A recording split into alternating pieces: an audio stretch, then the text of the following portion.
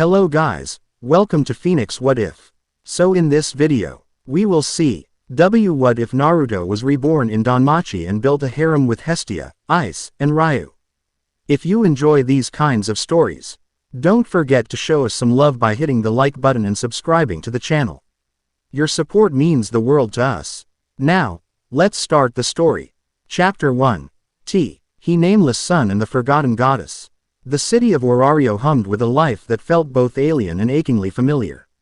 It pulsed with ambition, the scent of stone and steel mingling with the sweet, cloying aroma of street food and the faint, electric tang of something he could only describe as magic. For weeks, he had drifted through its arteries, a ghost in a river of life. He had a name, but it belonged to a different world.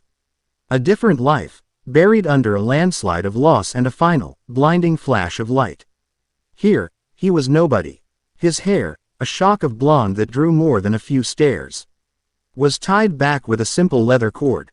His eyes, a blue so deep they seemed to hold the memory of a wider sky, missed nothing. He watched the adventurers, clad in leather and steel, their bow dies thrumming with a power he recognized but couldn't quite place. They called it a falna, a god's blessing. To him, it felt like a pale imitation of the energy that slept coiled in his gut, a warm and constant presence he knew as chakra. He had learned the basics by listening. The dungeon, the great, yawning maw in the center of the world, was the heart of Orario. Adventurers delved into its depths, fought monsters, and returned with magic stones and drop items to trade for Valis. Gods walked among mortals, lending their power in exchange for, well, he wasn't sure. Entertainment, purpose, a cure for their own eternal boredom. It all felt like a grand, complicated game he had no interest in playing. His immediate concerns were more primal. Food, shelter. The Valis he had scrounged from odd jobs was nearly gone. He was strong, impossibly so by the standards of the unarmed men he'd watched brawling in back alleys, but without a falna, the guild wouldn't even let him register as an adventurer. And to get a falna, he needed a god, he needed a familia. He'd observed them, these so-called familias. The grand ones, like Loki and Freya, marched through the streets with the arrogance of conquerors. Their members were powerful, confident, their gear gleaming. Then there were the others, the smaller, struggling groups. He saw them arguing over finances, patching worn-out equipment, their faces etched with the strain of survival. He felt a phantom pang of sympathy, a memory of a team, a teacher, a village that had once been his whole world. It was in a less reputable part of the city, where the cobblestones were cracked and the laughter held a harder edge, that he saw her. She was tiny, with wide, earnest eyes and dark hair done up in twin tails that seemed far too youthful for the weary slump of her shoulders. She wore a simple white dress that had seen better days, and she was cornered. 3 men, broad-shouldered and sneering, blocked her path. Their armor was gaudy, a burnished bronze that screamed of new money and no taste, emblazoned with the mark of a sunburst. Apollo Familia, he recalled from the tavern chatter, known for their aggression and their god's predatory nature. Come on, Hestia, the leader. A man with a scarred lip, drawled. Don't be like that. Lord Apollo is just asking for a conversation. Is it so much to ask that a goddess without a single child grace him with her company? The girl, the goddess, Hestia, clutched a small bag of groceries to her chest like a shield. Her voice, when it came, was a reedy attempt at authority. I have told you, and I have told your god. I am not interested. Leave me alone. Not interested. Another one chuckled, stepping closer. A goddess with no familia, living in a ruined church, can't afford to be, not interested. Lord Apollo can give you things. A nice temple, allowances. All you have to do is be accommodating. The implication hung in the air, thick and greasy. Naruto felt a familiar, cold stillness settle over him. He had seen this 1,000 times in his life. The strong preying on the weak. The entitled taking what they believed was theirs. He had fought a war to end that cycle. Hestia's chin quivered, but she held her ground. I would rather starve than join his harem of sycophants. The scarred man's sneer vanished, replaced by a flash of anger. He reached out, grabbing her arm. You should watch your mouth. Little goddess. Without a familia, you're just a woman. A very fragile one. That was the line. Naruto didn't announce himself. He didn't shout a challenge. One moment he was a shadow in the mouth of an alley 20 feet away, the next, he was a whisper of motion. His hand clamped down on the man's wrist, his grip like forged iron. The man's fingers, which had been digging into Hestia's arm, went slack from the sudden, crushing pressure. "Let her go," Naruto said. His voice was quiet, devoid of anger, but it carried a weight that made the noisy street seem to fall silent. The Apollo member stared at the hand on his wrist, then at the blonde stranger who had appeared from nowhere. "Who the hell are you? This is familiar business." Naruto's eyes were flat, his gaze unyielding. "She said to leave her alone. You didn't listen." He didn't wait for a response. With a precise, brutal twist, he dislocated the man's shoulder. The scream was cut short as Naruto's other hand chopped into the side of his neck. The man crumpled to the ground, unconscious before he even realized what had happened. The other two were frozen for a heartbeat, their bravado evaporating in the face of such casual, terrifying efficiency. One drew a short sword, its edge clumsy and slow. Naruto sidestepped the wild swing, his foot sweeping out and hooking the man's ankle. As he fell backward, Naruto's knee came up, catching him squarely under the chin with a sickening crack of teeth. He was out, too. The third one, his face pale with terror, fumbled for his own weapon. Naruto simply took 2 long strides forward, his presence overwhelming. He didn't raise a fist. He didn't adopt a fighting stance. He just looked at the man, his blue eyes holding a promise of swift, merciless violence. The man dropped his sword. It clattered on the cobblestones. He turned and ran, scrambling over his unconscious comrades like a frightened rat. Silence descended. A few onlookers who had been watching from a safe distance stared, their mouths agape. They had just seen 3 armed adventurers, members of a major familia, dismantled in less than 10 seconds by an unarmed boy in simple clothes. Naruto turned his attention to the goddess. Hestia was staring at him, her wide eyes full of shock, fear, and a dawning, incredulous awe. Her groceries were scattered on the ground. He knelt, ignoring the unconscious bodies, and began gathering the apples and bread that had spilled from her bag. He checked an apple for bruises before placing it back in the sack. "Are you all right?" he asked, his voice now gentle. The chilling command from moments before completely gone. Hestia could only nod, her throat tight. He stood and handed her the bag. His hands were calloused, strong, but his touch was careful. She looked from his calm face to the 2 men groaning on the ground, just beginning to stir. "They'll wake up soon," he said, his tone matter of fact. "You should probably go." He turned to leave, to melt back into the anonymity of the crowd. He'd done what he felt was right. That was the end of it.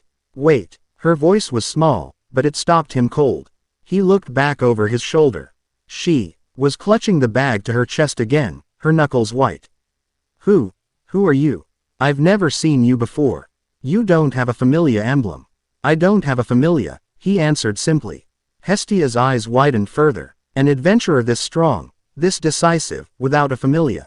It was unheard of. It was impossible. A flicker of an idea, a wild, desperate gamble, sparked in her mind. She was at rock bottom. She had nothing to lose. She took a hesitant step toward him. Then would you consider joining mine?" He turned fully to face her. A faint, humorless smile touched his lips. "You have a familia." The question hung in the air, and he could see the flush of embarrassment on her cheeks. "Well, not yet," she admitted, her voice barely a whisper. "You would be the first. My first child." He studied her, a forgotten goddess, mocked in the streets, living in squalor, dreaming of a family she didn't have. He saw the loneliness in her eyes, a mirror of the vast, aching void in his own chest. He had been the hero of a world, surrounded by friends who were his family. Now he was a nameless drifter. She was a powerless deity, desperate for a single believer. They were 2 sides of the same solitary coin. Maybe this was it. Not a grand destiny, not a prophecy, but a quiet, desperate hand reaching out in the dark. A place to start over. A reason to stay. "What's your name?" he asked. "Hestia." "Hestia," he repeated, testing the sound of it. He offered her a small, genuine smile, the first he'd felt in weeks. "All right, Hestia, I'm in." Hestia's gasp was audible. Tears pricked the corners of her eyes, born of shock and a sudden, overwhelming wave of relief. Really? You'll really join? I said I would, he replied, his tone leaving no room for doubt. Where do we go? Her face lit up with a brilliant, radiant smile that transformed her from a weary, downtrodden girl into something truly divine. Follow me, she chirped, her earlier dejection completely forgotten. It's not much, but it's a start. She led him through a winding series of backstreets, her steps light and hurried, as if she feared he might change his mind and vanish. He followed silently, his long legs easily keeping pace with her excited scampering. Their destination was an abandoned church at the edge of a poor district, its stone walls crumbling, its windows boarded up. A large section of the roof had caved in, leaving the interior exposed to the elements. This is it, she announced with a grand gesture that was slightly undercut by a piece of plaster flaking off the wall behind her. Home. He stepped inside. The main hall was dusty and filled with debris. A single, pathetic-looking cot was pushed against a far wall, a thin blanket folded neatly on top. In the center of the room, a small, flickering candle sat on a crate, casting dancing shadows on the decaying splendor. It was, by any measure, a ruin. He saw it differently. He saw the solid bones of the structure. He saw the potential. He saw a place that could be defended, a place that could be rebuilt. A home. It's better than the alley I slept in last night, he said, and the honesty in his voice made Hestia's smile soften. We'll fix it up, she declared, once we have money. Oh, we have to give you the falna. This is so exciting. She hurried to a small, hidden compartment behind a loose stone and retrieved a small, ornate pin, her divine emblem, a flame in a circle, and a tiny, wicked-looking needle. Okay, take off your shirt and lie down on your back. This won't hurt much. He did as he was told, stripping off his simple tunic and lying on the dusty floor. The cool air raised goosebumps on his skin. Hestia knelt beside him, her expression a mixture of nervousness and intense concentration. She pricked her finger with the needle, a single, perfect drop of crimson ichor welling up.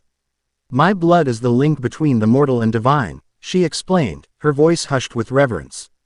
It will unlock your potential and scribe it onto your soul. Ready? He simply nodded. She gently pressed her bleeding finger to the center of his back. The moment the ichor touched his skin, it didn't just sit there. It flared. A brilliant, warm, golden light erupted from the point of contact, not the usual gentle blue glow of a falna ceremony. Hestia yelped in surprise, stumbling backward. The light spread across his entire back, intricate patterns swirling into existence like ink dropped in water. They weren't the familiar runes of the common tongue. They were elegant, sharp-angled characters, more like the calligraphy from his old world than anything she had ever seen. The light coalesced, forming a massive, swirling spiral at the very center of his back, with 9 distinct, comma-like marks surrounding it. The symbol pulsed with a power that felt ancient and overwhelmingly vast. When the light finally faded, Hestia crept forward, her heart pounding. The tattoo remained, a permanent arc of golden orange ink that seemed to burn with its own inner fire. What was that? She breathed. I don't know, Naruto admitted, though the symbol was intimately familiar to him. It was the seal, the one that had held the 9 tails. A remnant, a scar, a brand on his very soul.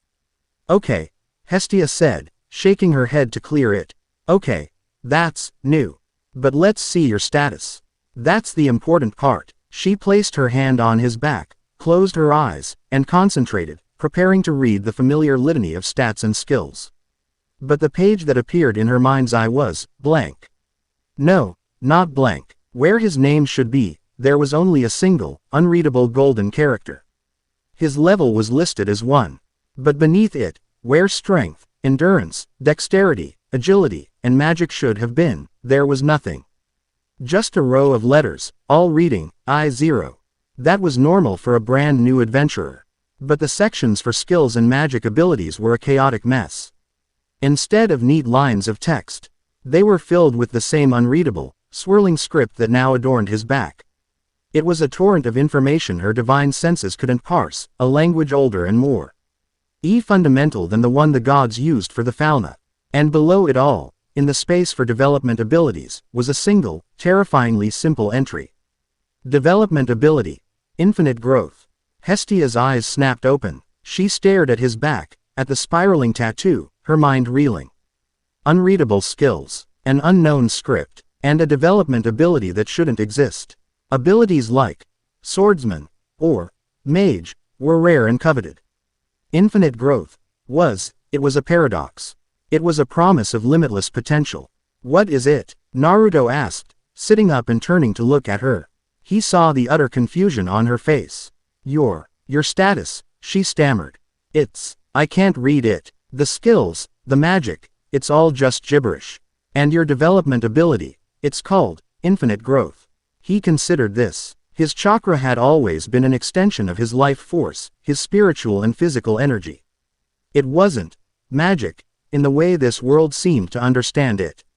It made sense. The Fauna wouldn't know how to classify jutsu, or the sage arts, or the raw power of a Jinchuriki. It was an entirely different operating system. Maybe it's because my power isn't from this world, he offered quietly. Hestia looked at him, truly looked at him, and saw not just a strong boy, but a profound mystery. A boy who spoke of other worlds, who possessed a power that defied divine comprehension. The frightened, forgotten goddess in her quailed at the sheer scale of it, but the ambitious, hopeful part of her, the part that had gambled everything on him, was electrified. Well, she said, a slow, brilliant smile spreading across her face. That just makes you more interesting. But it also means we have a problem. Money, he finished for her. Money, she confirmed with a nod. We can't fix this place, we can't eat. And I can't even afford the registration fee at the guild without it. We need Valis. Lots of it. Naruto stood up, rolling his shoulders. He felt the new, faint connection to her. A subtle thrumming beneath his skin. It wasn't restricting. It felt like a tether. A waypoint. A link to his new home. He pulled on his tunic, the rough fabric hiding the golden seal on his back. Then I'll go get some, he said. But you're a level 1. She protested. You're supposed to stick to the first floor, fight a few goblins. Hestia, he said, turning to face her. His gaze was steady and reassuring. Don't worry about me, just wait here. He left without another word. Hestia watched him go, a bundle of anxiety and hope. She had just bound her fate to a complete unknown, a boy with an impossible status and the power to back it up. Naruto paid the entrance fee to Babel Tower with the last of his coins and descended the spiraling staircase into the dungeon. The air grew cool and damp, the scent of earth and decay filling his nostrils. The dungeon felt alive, a vast, breathing organism. He could sense the malevolent intent of the monsters nearby, faint sparks of negative motion in the flow of natural energy. He was on the first floor.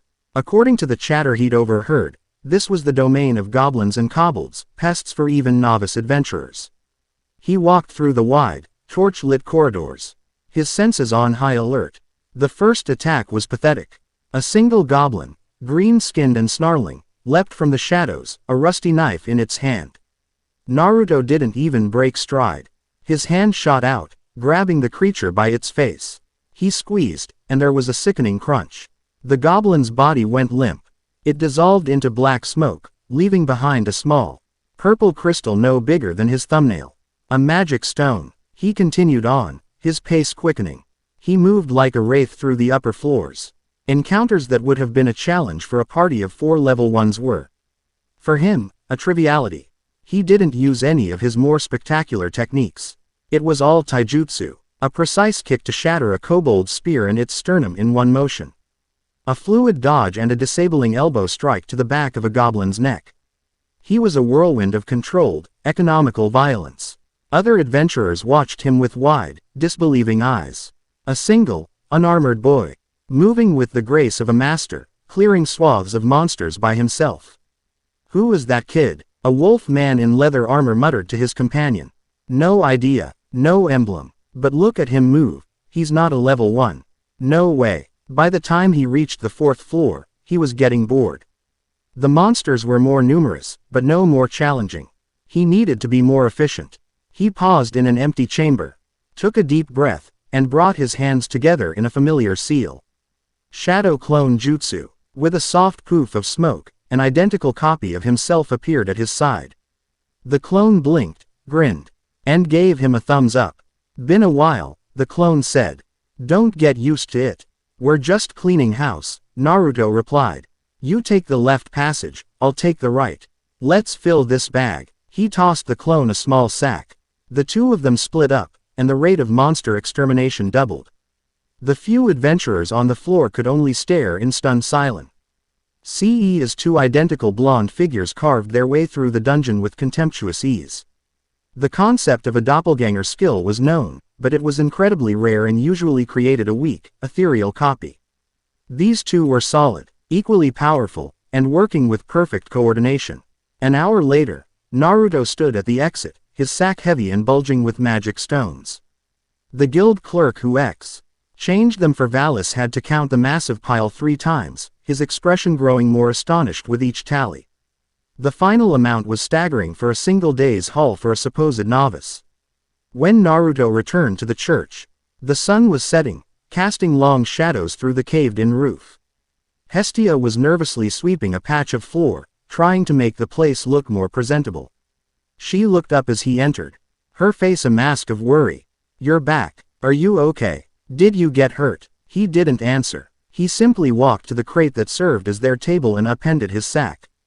A cascade of silver and copper coins, interspersed with the gleam of gold, poured out onto the wood, forming a small mountain of wealth.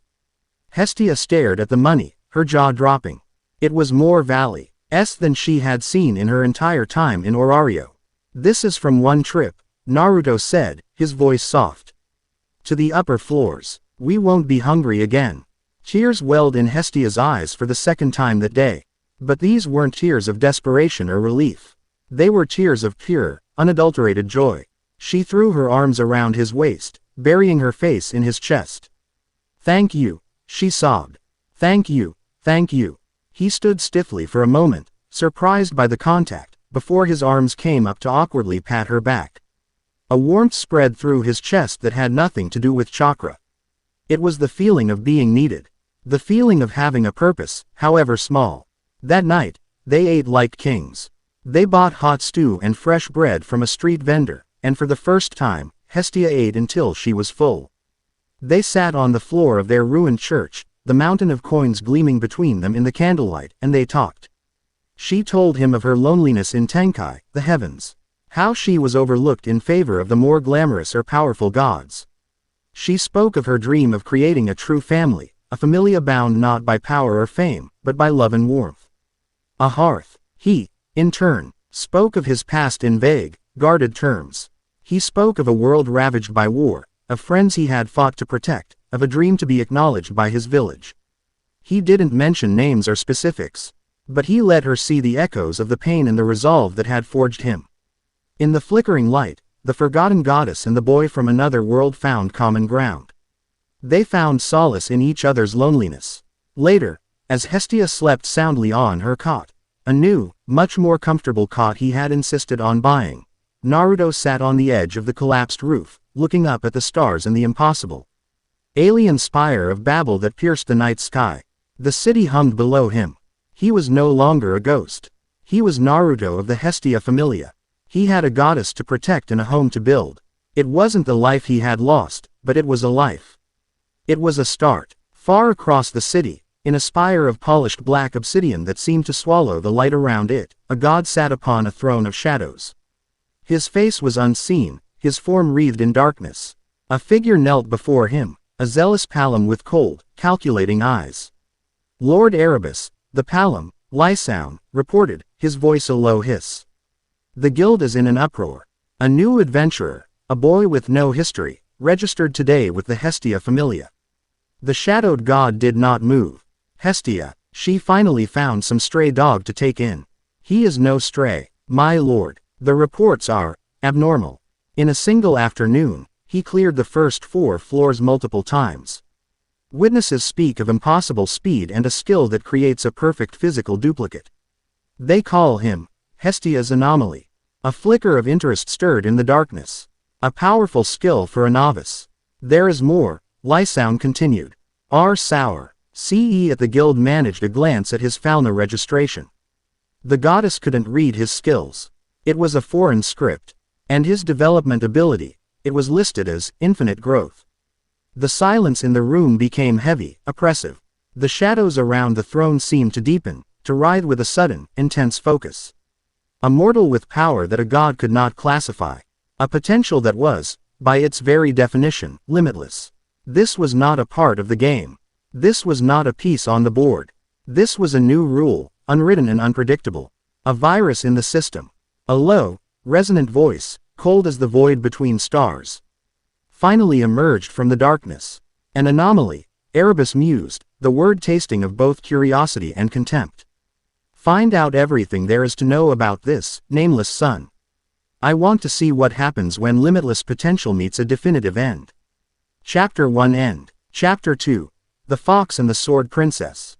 The first thing they bought wasn't a weapon, or armor, or anything an adventurer might deem essential. It was a mattress. A real one, thick and stuffed with down feathers, extravagantly comfortable. Hestia had spent an hour testing every single one in the market stall, bouncing on them with a childlike glee that drew amused stares, before finally selecting the most opulent one they could afford. Naruto had simply paid for it, a bemused smile on his face as he hauled the monstrosity back to their crumbling church on his shoulder. That single purchase transformed the space. It became the centerpiece of their home, a soft, welcoming island in a sea of stone dust and decay. It was where they ate their meals, sitting cross-legged and planning their future. It was where Hestia, armed with a stack of books and maps from the guild library, would brief him on dungeon floors, monster weaknesses, and the ever-shifting political landscape of Orario. In the months since he'd joined her, the Hestia Familia had become the city's most confounding paradox. A two-person powerhouse consisting of a penniless goddess and a single, monstrously effective adventurer. Naruto's routine was brutally simple. He would wake before dawn, spend a few hours patching church. He had already single-handedly rebuilt the collapsed section of the roof, his clones making the work of 20 men seem trivial, and then he would descend into the dungeon. He never went with a party. He moved alone, a blonde phantom that haunted the upper to middle floors. He'd return by dusk, his pack laden with magic stones, and drop a small fortune on their crate table. Hestia, in turn, had become a whirlwind of activity. She managed their finances with a fierce, protective zeal, haggling with brokers, gathering information in the guild, and fending off the recruitment offers that had started to pour in from other familias. They were a team. He was the sword and shield, she was the heart and mind. Tonight, he returned to find her poring over a large ledger, a furrow in her brow. The scent of roasted potatoes, his new favorite, filled the air. Rough day at the office? He asked, dropping his pack with a heavy thud. The clink of magic stones was a satisfying, familiar sound. Hestia looked up, her expression a mixture of pride and exasperation. The usual. Ganesha's people are still asking how one level 1 can have a higher clear rate on floors 6 through 10 than their entire C team. I told them you were just very enthusiastic. And I had to threaten a weasel from the Hephaestus Familia who tried to offer you a custom-forged sword in exchange for transferring. I told him if he came near my child again, I'd set his forge on fire. Naruto chuckled, grabbing a hot potato from the small fire pit they'd built. You'd do that for me. I'd do more, she said, her tone utterly serious. She closed the ledger. Naruto, the rumors are getting louder. They're calling you the Golden Ghost now, because of your hair and how you disappear. Some are still calling you Hestia's anomaly. The guild is treating you like a time bomb. They're fascinated by your income, but terrified of your abilities. That clone technique of yours is all anyone talks about. Let them talk, he said, peeling the skin from the potato. It's just a skill. It's a skill that's breaking their brains, she countered. A skill that isn't on your fauna. Every day, I get asked how you do it. Every day, I lie. It's exhausting. She sighed, but then a sly smile crept onto her face. But it's also wonderful. Do you know what Lord Takemikazuki said to me today? He said I was the luckiest goddess in Orario. He saw the genuine joy in her eyes, a stark contrast to the beaten-down woman he had met a month ago. This was why he fought. This was why he delved into that dark, endless pit every day. For this smile. We're not just surviving anymore, are we? He asked softly. No, she said, her voice full of emotion. We're not. We have enough to live comfortably for a year. But, is that all you want? He knew what she was asking. They had a home, of sorts. They had security. But her dream was a grand familia, a real manor, a hearth that could welcome others. His dream was just to have a place to belong again. They were one and the same. We need a real headquarters, he stated. Something that can't be blown over by a strong wind. And those cost a lot more than we have. Hestia's eyes gleamed with ambition. They do. They cost mid to lower floor money.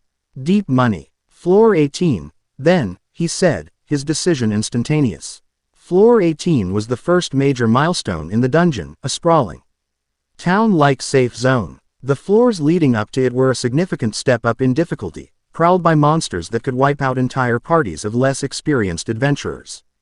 The monsters there are stronger. The stones will be worth more. Hestia's face paled. Naruto. That's the Loki Familia, the Freya Familia, that's where they operate. You'd be a level 1 walking into the domain of level 4s and 5s. He met her worried gaze, his own expression calm and unwavering. My Falna says I'm level 1. Does it feel like I'm level 1? She couldn't argue with that. She'd seen him lift beams that 3 men couldn't budge. She'd seen him move with a speed that was a blur to the naked eye. His status was a lie, a placeholder for a power her divine system couldn't comprehend. Just be careful, she whispered, her hand finding his. Promise me you'll be careful. Always, he promised, giving her hand a squeeze. The next morning, he descended. He bypassed the familiar upper floors, his movements a fluid, practiced dance of avoidance and, when necessary, swift elimination. As he went deeper, the dungeon's atmosphere began to change. The air grew thick, heavy with a pressure that felt like the bottom of the ocean.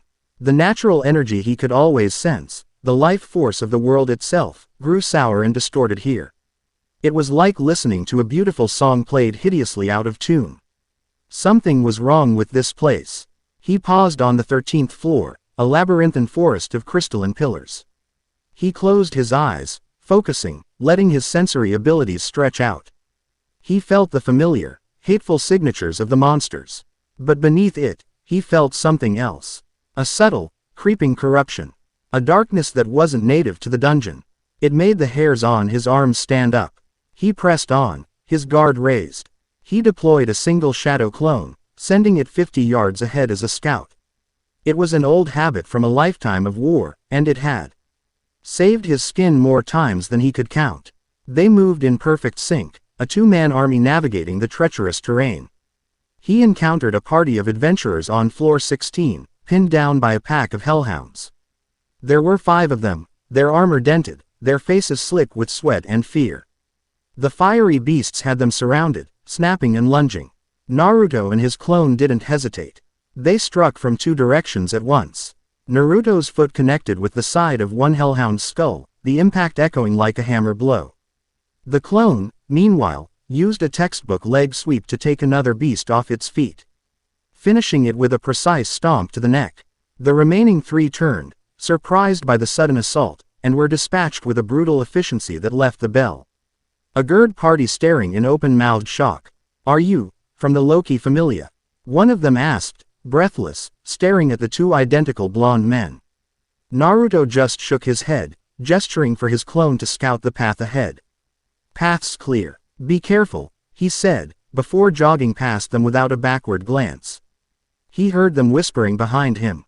No emblem. Who was that? 2 of them. A doppelganger skill. That wasn't a skill. They were both solid. And that power. Holy crap. He ignored them. He wasn't here to make friends or build a reputation. He was here for a purpose. He reached the entrance to floor 17. A massive cavern filled with the sound of rushing water. This was the final hurdle before the safety of floor 18. His clone, positioned near the far exit of the cavern, suddenly relayed a spike of alarm through their mental link. Trouble. Big trouble. Naruto broke into a sprint. The sounds of a ferocious battle reached him, a symphony of shouting, clanging steel, and a guttural, inhuman roaring that vibrated through the stone floor. He rounded a massive stone column and the scene unfolded before him. It was a war zone. The combatants were clearly high level. A werewolf with silver hair and furious red eyes. 2 Amazonian twins, one wielding a massive double-bladed axe, the other a pair of jagged kukris. And at the center of it all, a girl with like spun gold and eyes the same color, her rapier a silver blur of motion. The Loki familia, he recognized them from the stories Hestia had told. Their opponent was a minotaur. But it was like no minotaur he had ever seen described. It was a full 10 feet tall, its hide not brown, but a deep, bruised black, shot through with pulsating veins of sickly purple light. Shadowy tendrils of energy writhed off its form. And its eyes weren't just bestial, they glowed with a cold, malevolent intelligence. It moved with a speed and grace that defied its bulk, and every time their weapons struck it, the wounds would begin to smoke and seal. The purple veins glowing brighter. This was the source of the corruption he had sensed. An abyssal, the locals would call it. An irregular. Naruto called it something else. A target. Bet. Chiona. Fall back. Its regeneration is too fast. A voice commanded, but the werewolf, Bet, just snarled and launched himself forward again, his kicks landing with thunderous force. Only to be blocked by the Minotaur's reinforced arms. Shut up. Chion, I've got this, he roared, but he was being pushed back. The Amazon, Chiona, swung her massive weapon in a deadly arc. But the beast sidestepped with impossible agility and backhanded her, sending her flying into a cavern wall with a sickening crunch. Naruto's eyes narrowed. They were strong, incredibly so. But they were predictable. They were fighting with overwhelming force, but the monster was simply stronger. His gaze locked onto the golden-haired girl, Ice Wallenstein, the sword princess. She moved like a dancer, her blade a flicker of light. Aiming for a killing blow to the neck. She was faster than the others, her technique flawless. But she was alone. The beast, sensing she was the greatest threat, ignored the others and focused its rage on her. It swung a massive, clawed hand, not at her, but at the ground in front of her. The floor shattered. Ice leapt back to avoid the shockwave, her footing momentarily compromised. It was the opening the monster needed. It lunged, its horn aimed directly at her chest, its speed terrifying.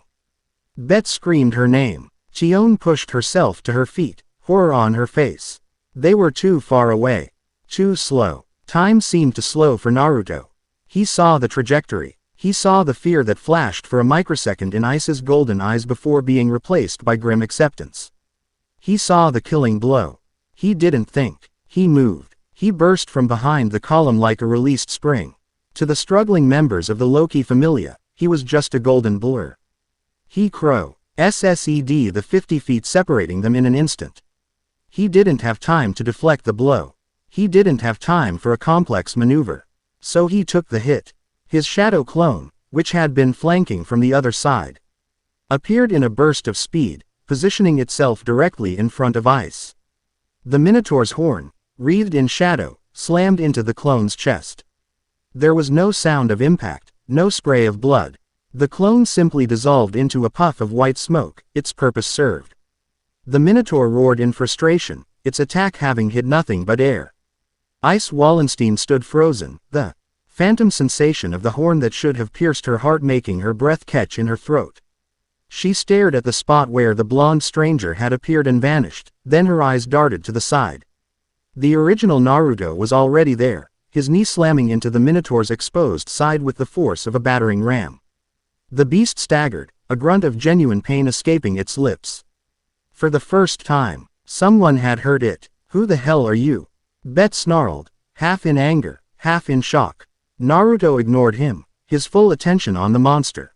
His eyes met Ice's for a brief second. He gave a sharp, almost imperceptible nod towards the monster's left leg. An opening. She didn't question it. She didn't have time to. She was a sword, and he had just pointed her at a target. She moved, her blade a silver streak aimed low. At the same moment, Naruto exploded into motion again. What followed was not a battle between two warriors and a beast. It was a duet of destruction. Naruto was chaos and improvisation. He flowed around the monster's powerful strikes, his movements unpredictable. He'd feint high, then slide low, a kick disabling a joint. He'd create a clone to draw the beast's attention, then strike from its blind spot. He was everywhere at once, a whirlwind of orange and black that forced the monster to constantly readjust, to react, to lose its rhythm. Ice, In contrast, was precision and finality. Every time Naruto created an opening, a moment of weakness, she was there to exploit it. Her rapier darted in, striking with surgical accuracy. A tendon in its arm. An eye. The joint of its knee. She didn't speak. He didn't speak. They moved as one, a seamless fusion of strategy and execution. The Loki Familia members could only watch, dumbfounded, as this UNKN. Own boy and their ace fought with a synergy that should have taken years of training to develop. The Abyssal Minotaur roared, its frustration mounting. Its regeneration was powerful, but it couldn't keep up with the relentless, perfectly coordinated assault. Its shadow energy flared wildly, lashing out in tendrils of darkness. "It's going berserk," Chion shouted. "Get back." The monster focused on Naruto. Seeing him as the source of its frustration, it abandoned all defense, charging him with a final, desperate bellow. Naruto stood his ground, a calm island in the storm. "Now," he yelled, his first word of the entire fight. Another clone, one he had formed in the chaos of the battle, burst from the ground behind the Minotaur, grabbing its legs. The beast stumbled, its charge broken for a single, crucial second. In the same instant, a third clone, hidden in the shadows above, launched itself from the cavern ceiling. "Here!" The falling clone shouted, hurtling towards Naruto. Naruto braced himself. The airborne clone grabbed his hand and, with a grunt of exertion, threw him forward and upward, a human projectile aimed at the monster's chest. As he flew through the air, Naruto thrust his right hand forward. He poured chakra into his palm, compressing it, rotating it, forcing it into a spinning sphere of pure, violent blue energy. It crackled and hummed, a miniature typhoon held in his grasp. Aisa's eyes widened. She had never seen anything like it.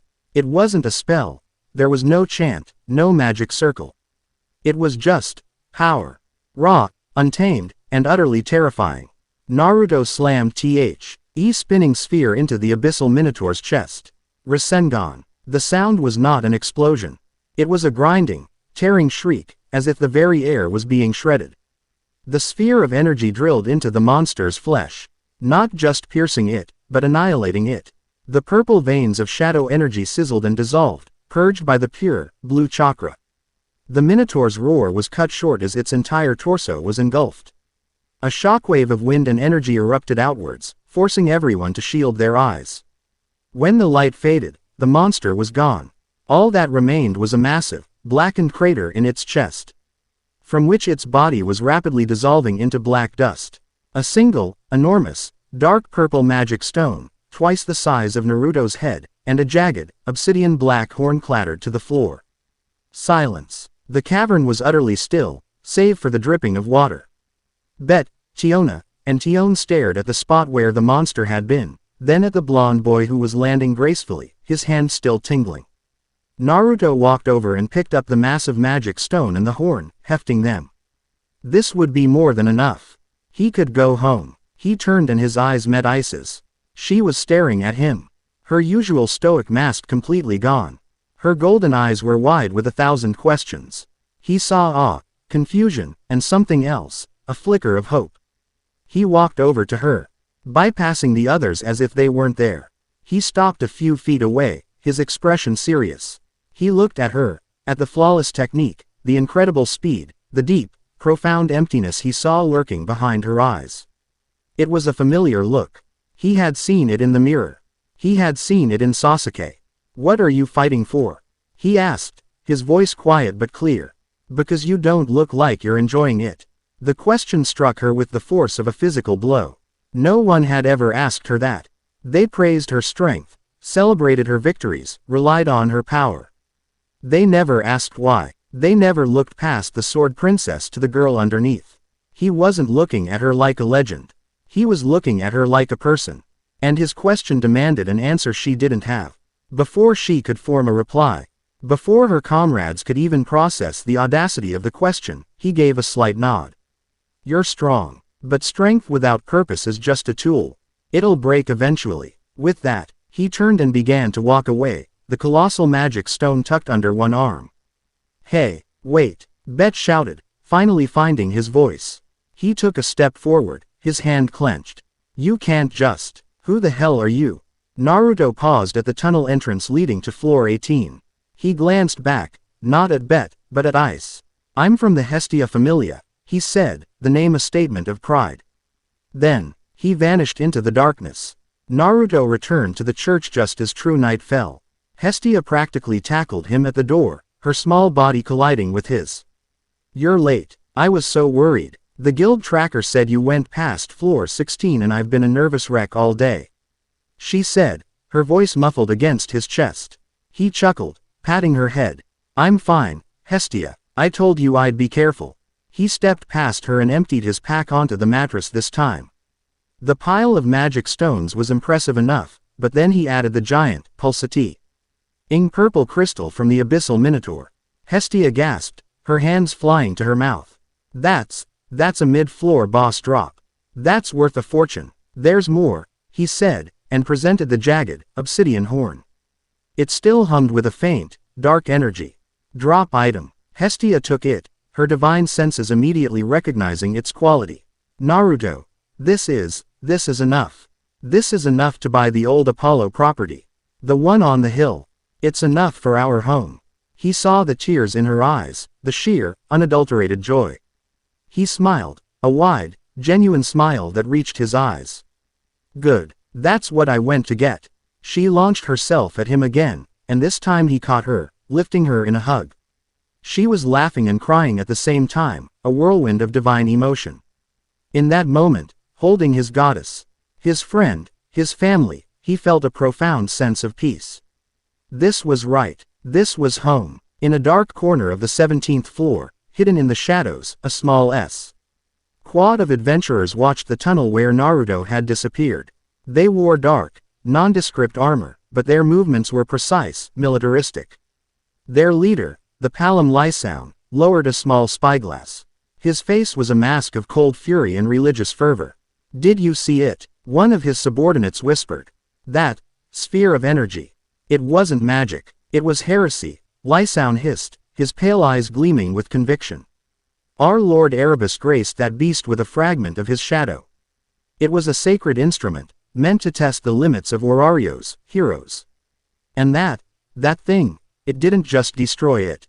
It purged it. It erased our God's touch with its own profane light." He had seen it all. The impossible clones. The synergy with the Sword Princess. The final, blasphemous attack. This, nameless son, wasn't just an anomaly. He was an opposing force. An agent of chaos sent to unravel the perfect, divine order. "Lord Erebus was right," Lysoun murmured, more to himself than to his men. "He is a disease, and a disease must be cut out before it can spread." He raised a hand, and his men gathered around him, their expressions grim and determined. "Our orders have changed. The observation phase is over. We will proceed with the test. We will find the heretic. We will corner him. We will force him to reveal the full extent of his blasphemy. And then, in the name of the true order, we will purify this dungeon of his existence." His squad gave a single, sharp, unified nod. They were not adventurers. They were inquisitors. And they had just found their devil. Chapter 2 End. Chapter 3. The Gale and the Gathering Shadows. The hostess of fertility was an oasis. In a city driven by the clang of steel and the desperate scramble for fame and fortune, the tavern was a bubble of warmth, laughter, and the heavenly scent of Sir's cooking. Naruto had found it by accident, drawn in by the boisterous noise that reminded him so keenly of the ramen stand he'd left a lifetime ago. Now, it was a regular stop. He sat at his usual corner table, nursing a glass of water and demolishing a platter of deep-fried potato and monster mince croquettes the staff affectionately called potakuns. He wasn't here just for the food, though it was undeniably good. He was here to watch, to listen, to feel the pulse of the city in a way the guild halls and dungeon corridors never could.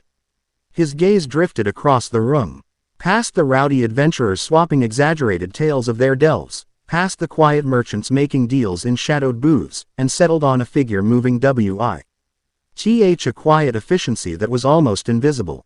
Ryuu Lion, the elf waitress with the placid face and the haunted, sea-green eyes.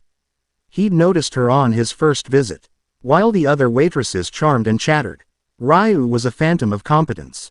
An empty mug was refilled before its owner thought to ask. A spilled drink was mopped up before it could stain the floor.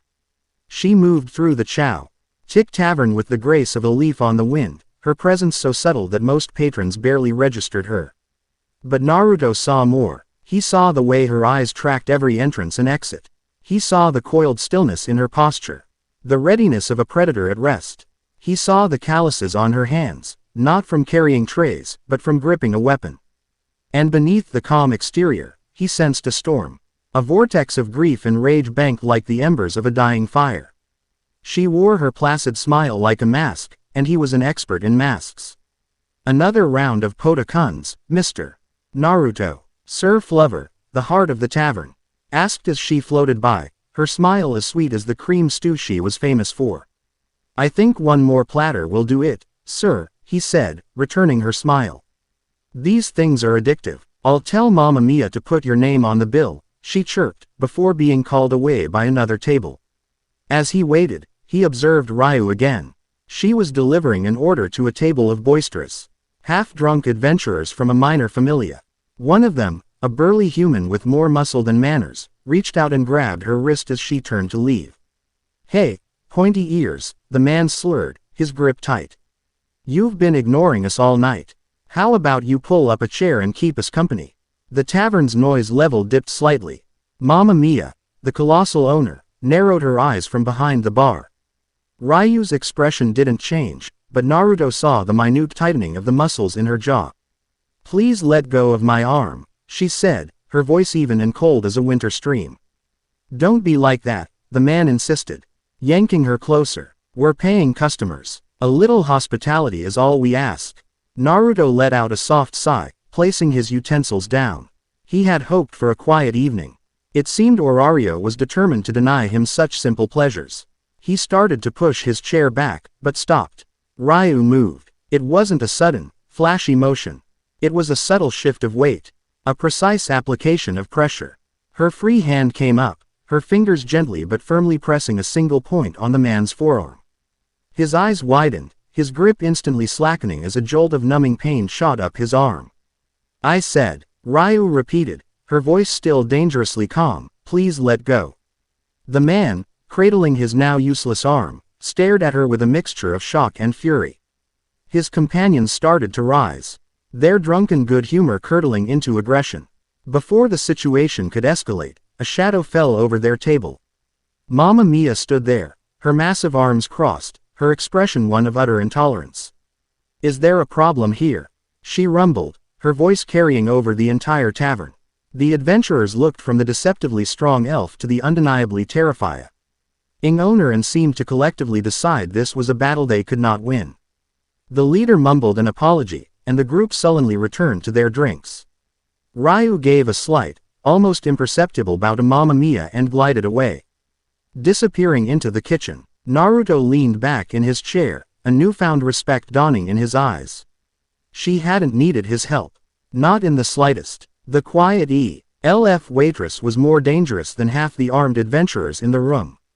He felt a strange sense of kinship with her. They were both hiding their true strength beneath a placid surface. His new platter of croquettes arrived, delivered by a flustered young waitress named Lunwar. He thanked her and dug in, the minor conflict already fading from the minds of most. But Naruto didn't forget. He watched the door, feeling an unwelcome premonition. The kind of arrogance those men had shown rarely went unpunished or unretaliated. He finished his meal and paid his tab, giving Sir a generous tip. As he stepped out into the cool night air, he stretched, feeling the satisfying burn of a day spent training. He'd decided against going into the dungeon today, instead opting for a brutal physical reggie. Men in a hidden clearing outside the city walls. Pushing his body to its limits was the only way to gauge his growth without the crutch of a readable status page. He was about to head back to the church when he heard it. A muffled shout from the back alley next to the tavern. It was followed by the sound of a struggle. His senses, honed by a lifetime of paranoia, went on high alert. He didn't run. He melted into the shadows, moving with a silence that was second nature. He peered around the corner. The scene was predictable. The same group of adventurers from the tavern had cornered two of the waitresses, Sir and another young woman, who had been taking out the trash. The leader, His arm now functioning but still sore, had Sir backed against the wall. "We thought we'd get that hospitality you owe us," he snarled. His face inches from hers. "Without your big mama here to protect you." Sir's face was pale, but her chin was defiant. "Get away from me, or what?" Another one laughed, grabbing the other waitress, who let out a terrified squeak. "You'll get your pointy-eared friend. She's not here now, is she?" "She is not," a voice said from the mouth of the alley. It was cold, sharp, and utterly devoid of emotion. "But I am." Quote. Ryuu Lion stood there, silhouetted by the light of the main street. She had shed her waitress apron. She wore simple, dark leggings and a tunic, and in her hand, she held a single leaf-bladed wooden sword. It looked like a training weapon. The men turned, their expressions shifting from predatory glee to annoyance. Well, the leader sneered. "Look who it is. Came to get another lesson." "Elf. I came to deliver one," Ryuu stated. Her eyes weren't placid anymore. They were chips of ice, burning with a cold, green fire. It was the righteous fury of a fallen avenger. A gale of vengeance held in check by a thread. "There are 5 of us and 1 of you, girl," one of them jeered, drawing a rusty longsword. The others followed suit, their blades gleaming menacingly in the dim light. From his hiding spot, Naruto watched, his body tense. He knew she was skilled. But 5 to 1 were bad odds for anyone. He prepared to intervene. Ryuu moved. The word was insufficient. She didn't run or charge, she flowed. She closed the distance in the space of a heartbeat, her wooden sword a blur. The first man swung his longsword in a wide, clumsy arc. Ryu's blade intercepted it, not with a block, but with a sharp, precise rap against the flat of the steel. The vibration shot up the man's arm, and he cried out, his sword clattering to the ground. In the same fluid motion, the pommel of her sword slammed into his temple. He collapsed without a sound. The others stared, momentarily stunned by the speed. It was all the time she needed. She ducked under a horizontal slash from a second man, her body moving impossibly low to the ground. As she rose, the tip of her wooden sword jabbed into his sternum. It wasn't a lethal blow, but the sheer force behind it lifted him off his feet and sent him crashing into a pile of refuse barrels. A third came at her from the side. She didn't even look at him. Her left foot shot out in a perfect side kick that caught him square in the kneecap. The snap of bone was sickeningly loud in the narrow alley. He screamed and went down, clutching the ruined joint. Sir and the other waitress were huddled against the wall, watching with wide, terrified eyes. The final 2, including the leader, hesitated, their drunken courage evaporating in the face of this terrifying display. They were thugs and bullies, not seasoned warriors. They were facing a master. You crazy bitch," the leader stammered, raising his sword. This was the moment Naruto chose to act. Not because Ryuu needed help, but because he saw where this was going. He saw the cold, killing intent in her eyes. She wasn't just disabling them. She was a breath away from executing them. And he knew, with an instinct born of shared experience, what that would do to the last fragile remnants of her soul. He stepped out of the shadows, a silent presence that suddenly just was. The 2 remaining thugs spun around, startled. "That's enough," Naruto said, his voice calm. The leader stared at him, his fear momentarily replaced by anger. "Who the hell are you? Get lost, this ain't your business." "You made it my business when you cornered them," Naruto replied. His gaze flicking to Sir and then back to the thug.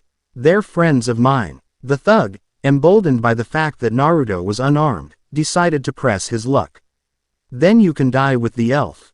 He charged, his sword held high for a downward slash. Naruto didn't even seem to move.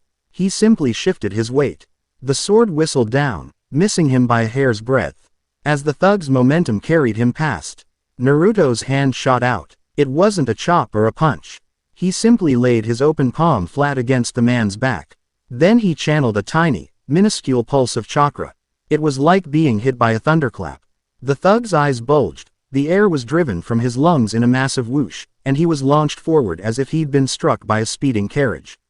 He flew the ngth of the alley and slammed into the far brick wall with a bone-jarring crunch, sliding to the ground in a heap.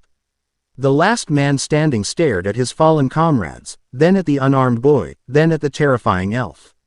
His mind finally processed the sheer insanity of the situation. He dropped his sword, whimpered, and scrambled away, falling over his own feet in his haste to escape. The alley fell silent, the only sounds the groans of the injured and the ragged breathing of the two rescued waitresses. Naruto turned his attention to Ryuu. She was still in her fighting stance, her wooden sword held at the ready, her knuckles white. The cold fire still burned in her eyes. She was looking at the unconscious form of the leader, the one she had clearly intended to kill. Sir ran to him, her voice trembling. Naruto, thank you. You were. She was at a loss for words. Go check on your friend, he said gently, not taking his eyes off Ryuu. Get back inside. Lock the doors. Mama, Mia will know what to do with this trash. Sir nodded, quickly ushering the other terrified girl back towards the safety of the tavern. The door clicked shut behind them. Now, it was just the two of them in the alley. Surrounded by broken men. You shouldn't have interfered, Ryuu said, her voice dangerously low. They were not finished. They are now, he replied, his tone even. They won't be bothering anyone again tonight. They deserved worse, she hissed, and the mask of the placid waitress was completely gone, replaced by the face of Gale, the avenging spirit of the Astrea Familia. The rage and grief she kept so tightly chained was pouring out. Men like that, they are a poison. They see kindness as weakness and prey on it. The only cure is to cut it out. He didn't disagree. He didn't lecture her. He took a step closer, his posture non-threatening. They deserved it, he agreed, and the simple validation made her flinch, her anger faltering for a second. But you're carrying a weight that will crush you long after they're gone. Justice and revenge aren't the same thing, Ryuu.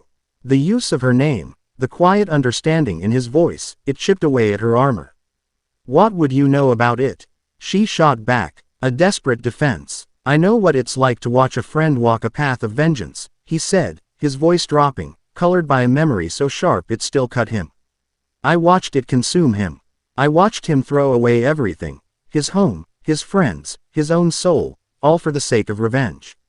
I fought him, I pleaded with him, and in the end, I failed to bring him back from the brink. He wasn't looking at her anymore. He was looking at the past, at a windswept valley and two figures locked in a cataclysmic battle. The pain in his eyes was raw, ancient, and utterly real.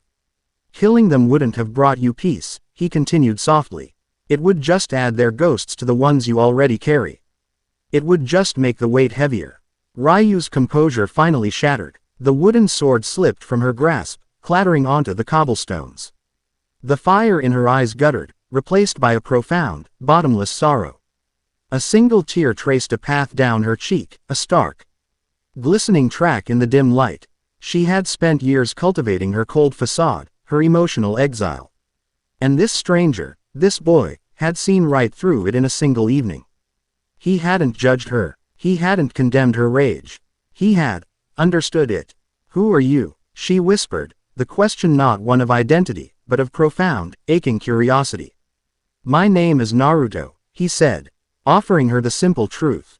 He bent down and picked up her wooden sword, holding it out to her, hilt first. I'm a friend of Sir's. And I think I'd like to be a friend of yours, too. She stared at the offered sword. Then at his face. She saw no pity, no arrogance. Only a quiet strength and an empathy that was as staggering as the power he had just displayed. Hesitantly, she reached out and took the sword. Their fingers brushed, and for a moment, she felt not the cold fury of the gale, but a flicker of warmth. A connection. The tavern is my home, she said, her voice barely audible. I will not see it harmed. Quote, then we'll protect it together, he said, as if it were the most natural thing in the world. The back door of the tavern opened, and Mamma Mia filled the frame. She took in the scene, the groaning thugs, Naruto, and a visibly shaken Ryuu, with a single, sweeping glance. I heard a commotion, she rumbled. Looks like you two took out the trash for us. She looked at Naruto, a new level of respect in her eyes. You've got a good heart, kid. And a heavy hand. You're welcome here anytime. She then turned to Ryuu, her expression softening. Come inside, child. Let's get you some tea. Ryuu gave Naruto one last, long, unreadable look before turning and following Mamma Mia back into the warmth and light of the tavern. Naruto watched her go, a feeling of grim satisfaction settling over him. He had made a connection. He had, perhaps, saved someone from a part of themselves. It was then that he felt it. A prickle on the back of his neck. The feeling of being watched. But this wasn't the casual observation of a passerby.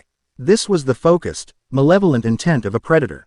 His head snapped up, his gaze scanning the rooftops across the street. For a split second, he saw it. A glint of moonlight off a spyglass, and the pale, narrow face of a Palom. The figure withdrew into the shadows as soon as it was spotted, but the impression was burned into Naruto's mind. The cold, zealous eyes. The faint symbol on his dark armor, a skull bisected by a descending scythe. Thanatos Familia. The premonition from earlier returned, now a certainty. The trouble hadn't been the drunken thugs. They were just the overture. The real danger was just now beginning to show its hand. They were hunting him. A cold smile touched Naruto's lips. Let them come. He had spent his first life being hunted. He had learned long ago that the best defense was a terrifyingly swift offense. He turned and walked away from the tavern, not towards his home, but towards the more crowded, public square near the guild. He moved with a purpose, drawing his path deliberately under the streetlights, making himself an easy target. He was no longer content to let these shadows watch him from a distance. It was time to flush them out. He walked into the plaza, which was still busy with adventurers returning from the dungeon and citizens enjoying the nightlife. He felt the watchers following, their presence like a stain on the natural energy of the area. They were professionals, their movements coordinated as they fanned out, taking up positions on the surrounding rooftops and in the mouths of alleys. Creating a kill box, Naruto stopped in the center of the square, beside a large fountain.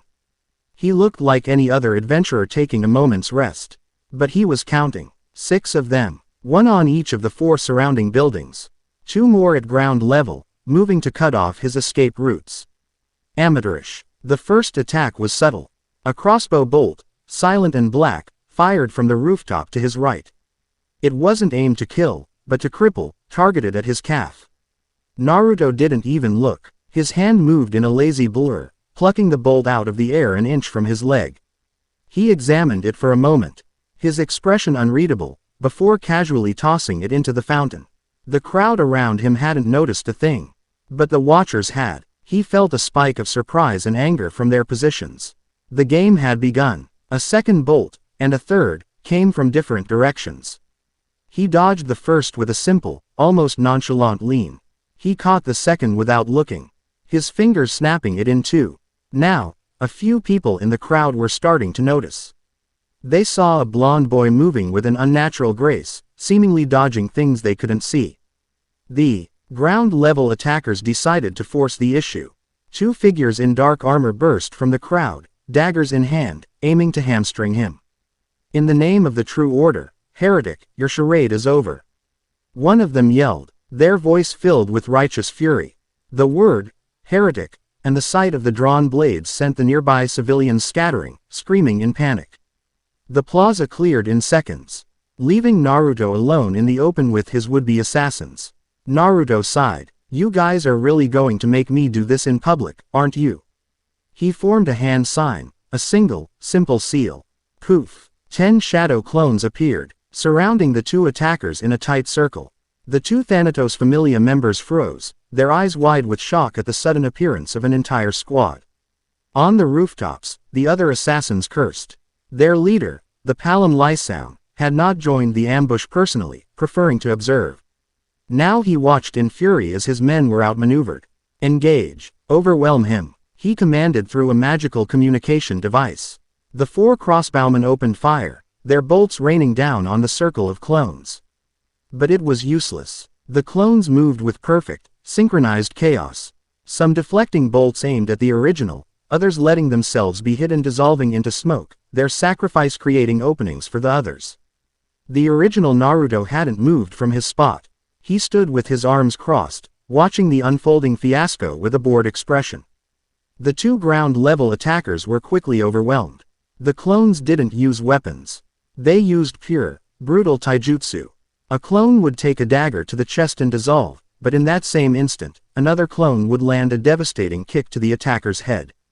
It was a battle of attrition they could not possibly win. Within 30 seconds, both men were on the ground, disarmed and unconscious. "You're making a mess," Naruto called up to the rooftops. "And your aim is terrible." One of the assassins, enraged, forsook his crossbow, drew a pair of climbing claws, and began to scale down the face of the building, intent on engaging him directly.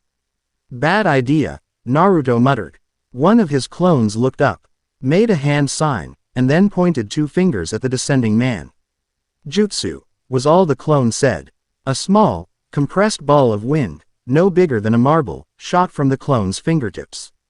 It wasn't a world-ending technique. It was a simple, precise application of force. The wind bullet struck the assassin in the chest. It didn't pierce his armor, but the kinetic impact was immense. He was blasted off the wall, flying backward over the rooftop and out of sight, his scream cut short by a distant crash. The remaining 3 assassins froze. They had come here as an execution squad, confident in their numbers and their righteous cause. They were now facing an opponent who could create his own army, who fought with a style they didn't understand, and who could project force from a distance without a chant or a wand. Their zealous conviction was rapidly being replaced by primal fear. Naruto let the remaining clones dissolve into smoke. He was alone again in the center of the plaza. He looked up at the rooftops, his gaze pinning each of the remaining assassins in place. "This was your test," he said, his voice carrying with unnatural clarity in the now silent square. "And you failed. Go back to your master. Tell him that the Hestia Familia is not to be trifled with. Tell him that if he wants to see a heretic, he should come and meet me himself." He didn't kill them. He didn't need to. Humiliation was a far more potent weapon. He had dismantled an elite assassination squad in the middle of a public square without taking a single scratch, and he'd made it look easy. The message was not just for them. It was for the entire city. The crowd of adventurers and citizens peering from the edges of the plaza had seen it all. The 3 remaining assassins, their mission a catastrophic failure, retreated into the darkness. They had come to deliver a divine sentence and had been handed a humbling, terrifying defeat. Naruto finally turned and walked away, the whispers and stares of the crowd following him like a cloak. He had wanted a quiet evening. Instead, he had declared war on a hidden power. As he walked, he felt the last vestiges of the Watchers' presence fade. The cold smile returned to his lips. They thought he was an anomaly, a virus. They didn't understand. He wasn't the disease. He was the cure. Chapter 3 End. Chapter 4. A Hearth of Gods and Mortals. The aftermath of the plaza incident was not a firestorm, it was a concussion. The city of Orario didn't erupt in panic, but it was left stunned, reeling from the aftershocks. The story spread like wildfire, mutating with each telling. A lone adventurer from a minor familia had been ambushed by a dark guild. No, it was a political assassination. He hadn't just defeated them, he'd toyed with them, creating a dozen phantom copies of himself. He hadn't just won, he had issued a public challenge to their unseen master. The name, Naruto, was no longer a whispered rumor among guild clerks. It was now spoken with a mixture of awe and fear in every tavern and training yard in the city. The Hestia Familia, once a running joke, was now the subject of intense, obsessive speculation. Who was this boy? Where did his power come from? And who was insane enough to make an enemy of him? Naruto felt the shift immediately. The way adventurers would fall silent when he entered the guild hall. The way their eyes would track his every move, a mixture of hero worship from the younger novices and wary, calculating respect from the veterans. He ignored it all, his focus singular. He continued his routine. Train, delve, earn, build. Their church was no longer a ruin. With the fortune from the Abyssal Minotaur, Hestia had officially purchased the property and a large swath of the surrounding land. Naruto, with an army of shadow clones, worked tirelessly. Walls were reinforced, new timbers were set, and a proper roof, tiled and waterproof, now covered the entire structure. What was ONC? A crumbling shell was rapidly transforming into a fortified, albeit rustic, manor. Hestia, for her part, was navigating a different kind of battlefield. The Donatus, the regular assembly of the gods, was approaching. And she was at the epicenter of the brewing storm. Freya sent another gift, she announced one evening, her tone laced with irritation. She gestured to an ornate, jewel-encrusted sea Hest that sat awkwardly on their simple wooden table, a set of solid gold plates. She says a rising familia deserves to dine in style. She's not being generous, Naruto. She's trying to stake a claim. She sees you as a prize to be won. Naruto glanced at the chest without interest. Melt it down. We can use the gold to buy more building materials. Hestia managed a small smile. I already did, but it's not just her. Loki is watching us. Her executives have been, coincidentally, crossing paths with you near the dungeon entrance almost every day. They don't approach, they just observe. And then there are the others. She sighed, collapsing onto the edge of their now shared, ridiculously large mattress. The cot had been unceremoniously thrown out weeks ago. The smaller gods, they're terrified. They see what happened in the plaza. They see you building this place with your bare hands. They see a mortal acting with the power and impunity of a god, and it scares them. And someone is feeding that fear. Erebus, Naruto said. It wasn't a question. Erebus, she confirmed, her voice low. His name is being whispered in the shadowed corners of the Donatus. He's not attending himself, of course. He prefers to operate through his proxies, gods who owe him favors or share his conservative views. They're spreading a new story. They're saying your power, this unreadable energy, is unnatural. They're suggesting it's a blight, a corruption. They're starting to link you to the increase in irregulars, to that abyssal minotaur you fought. Naruto stopped his work, a hammer resting in his hand. He turned to her, his expression grim. They're trying to frame me. They're trying to make you the scapegoat for a problem they created, Hestia corrected, her eyes flashing with anger. It's a classic political maneuver. Create a crisis, then point the finger at your enemy. Erebus is using the fear of the abyssal monsters to turn the entire city against you. The Donatus is his chosen stage. He's going to put me on trial. He walked over and sat beside her, taking her hand. It was trembling slightly. For all her newfound confidence, she was still a goddess with a one-person familia. Facing down the combined political might of Orario's oldest, most entrenched powers. He's not putting you on trial, Hestia, Naruto said, his voice a low, reassuring rumble. He's coming after me, just the path he has to walk to get there. I won't let him. She looked up at him, her wide eyes searching his. What can you do? This isn't a fight in an alley. It's a war of words and whispers. Played by beings who have been doing this for millennia. You're immortal. They won't even let you in the room. Then I'll make my own room, he said, a dangerous glint in his eye. A few days later, he found his opportunity. He was sparring, not in a training yard, but on the windswept plains outside Orario, a place where they wouldn't be disturbed. His opponent was Ice Wallenstein. She had sought him out. It had been a week after their encounter on the 17th floor.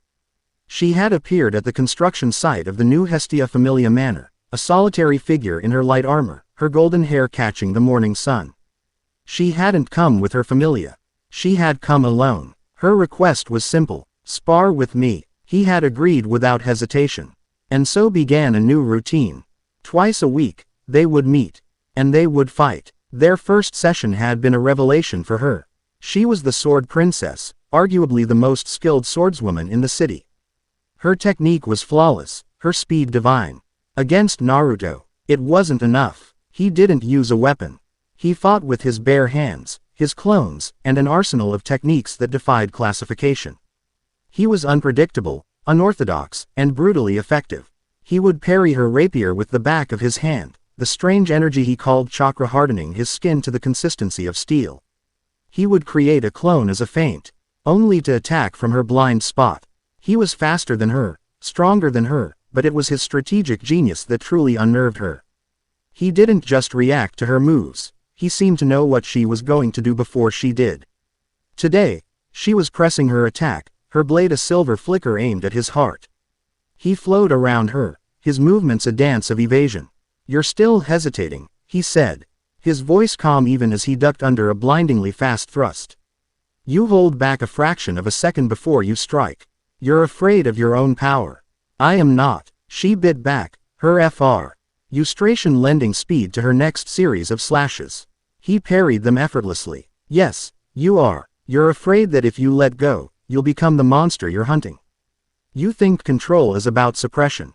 You're wrong. He stopped evading. He planted his feet. As her rapier came for his throat, he didn't block it.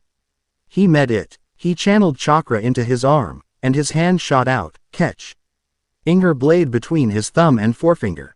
The rapier, a high-grade weapon forged by the Goibniu familia, stopped dead, inches from his neck. It vibrated with the force of the halted blow, humming like a tuning fork. Ice stared, her golden eyes wide with disbelief. He had caught her full force attack, her fastest strike, with 2 fingers. Control, Naruto said, his grip on her blade unyielding, is not about holding back. It's about channeling. All that rage, that grief you carry, it's a fire. You're trying to smother it. You should be using it as fuel. He let go of her blade.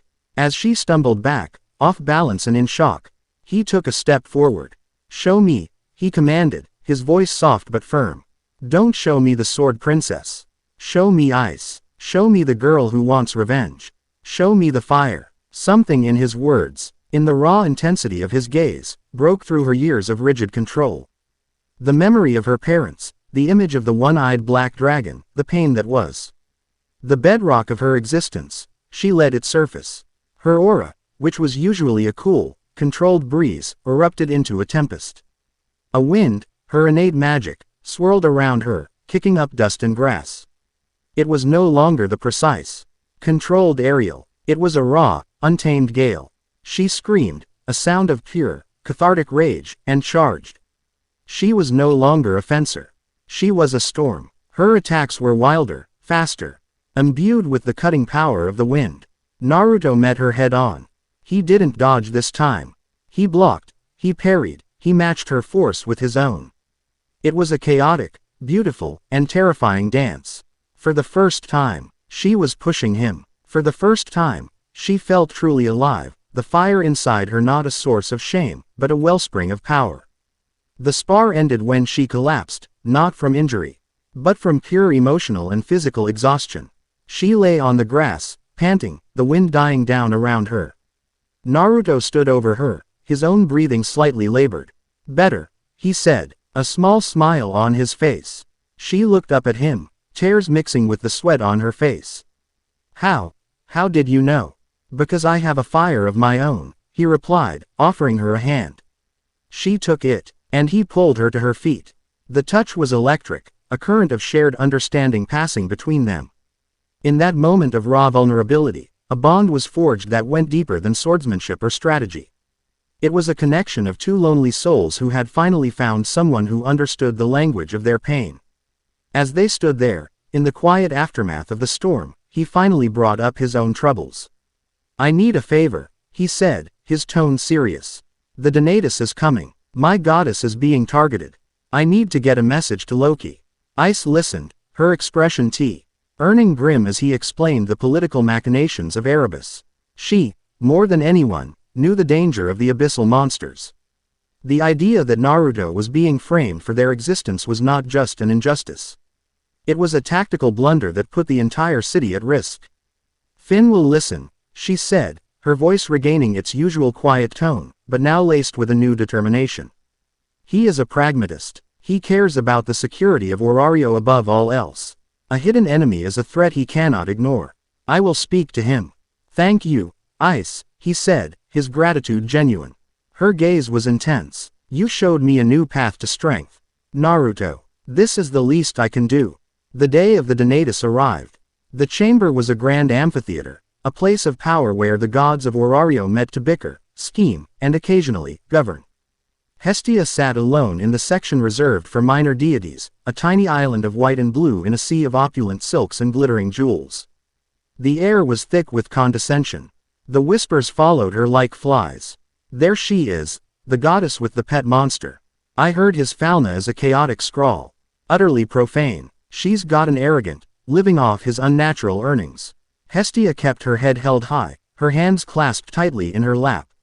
Naruto's final words to her before she left echoed in her mind. They want you to be scared. Don't give them the satisfaction. You are the goddess of the hearth. You are the center of our home. Be proud of that. I am. The proceedings began, chaired by the ever-neutral Oranos, the god who never left the guild's lowest level. After dealing with several trivial matters, a god named Phobos, a known sycophant of Erebus, stood up. Lord Oranos, he began, his voice oozing false concern. I wish to raise a matter of grave importance to the security of our city. The matter of the Hestia Familia. A hush fell over the assembly. This was the moment. As we all know, Phobos continued, pacing dramatically. Orario has seen a disturbing increase in powerful, irregular, monsters. Abyssal variants that defy the known patterns of the dungeon. And at the same time, a new power has emerged. An adventurer of the Hestia Familia. A boy with an unreadable fauna and abilities that defy all known conventions of the blessing. He pointed a dramatic finger at Hestia. I asked this assembly, can this be a coincidence? Or is it possible that this anomalies, profane power is the very thing that is corrupting our dungeon, luring these horrors from the depths and endangering us all? The accusation hung in the air, thick and poisonous. Hestia felt the weight of 100 pairs of divine eyes on her. She opened her mouth to speak, to defend Naruto, but her voice caught in her throat. The sheer hostility in the room was suffocating. Before Phobos could continue his diatribe, another voice cut through the tension. What a load of hypocritical nonsense. All heads turned. Loki, the trickster goddess, was leaning back in her seat. A bored expression on her face, picking at her nails. You speak of security, Phobos, yet your master, Erebus, cowers in his shadowy little palace and hasn't sent a single advent. Sure to assist with the irregular problem, Loki said, her voice lazy but carrying to every corner of the chamber. My familia, on the other hand, has faced these things. My ace was nearly killed by one. And you know who saved her. The very boy you're trying to crucify. A murmur went through the crowd. The Loki familia admitting their ace needed saving. And by the Hestia familia's boy. This was new information. Loki stood up, her red eyes sweeping across the assembly. Ice Wallenstein, Bet Loga, Tiona and Tion Hiryut all witnessed it. Hestia's kid didn't lure that monster. He destroyed it, with a power that, while strange, was undeniably effective against its corrupting influence. So, I have a different question for the assembly. Are we really worried about a new, effective weapon against this threat? Or is someone afraid of a power they can't control? Loki's intervention had shattered the unified front against Hestia. Gods began whispering to each other, their certainty shaken. Phobos was sputtering, his rehearsed speech completely derailed. It was then that the great doors to the chamber boomed open. Every god turned, their expressions ranging from annoyance to shock. No one interrupted the Donatus. Ever. Naruto Uzumaki stood in the doorway. He wasn't wearing armor. He wore the simple black pants and orange tunic he always did. He wasn't flanked by guards. He was alone, but his presence filled the vast chamber. His chakra, usually held in tight control, was allowed to leak, just a fraction. It wasn't threatening. It was simply immense. The gods, who were used to sensing the finite pools of mortal power, felt a presence like an ocean in a room full of teacups. Silence. Utter, profound silence. He walked into the chamber, his footsteps echoing on the marble floor. He didn't look at the gawking gods. His eyes were fixed on Hestia. He walked to her, knelt before her on one knee, and took her hand. Are you all right, Hestia? He asked, his voice for her ears only. She could only nod, tears of shock and overwhelming pride filling her eyes. He stood, turning to face the assembly.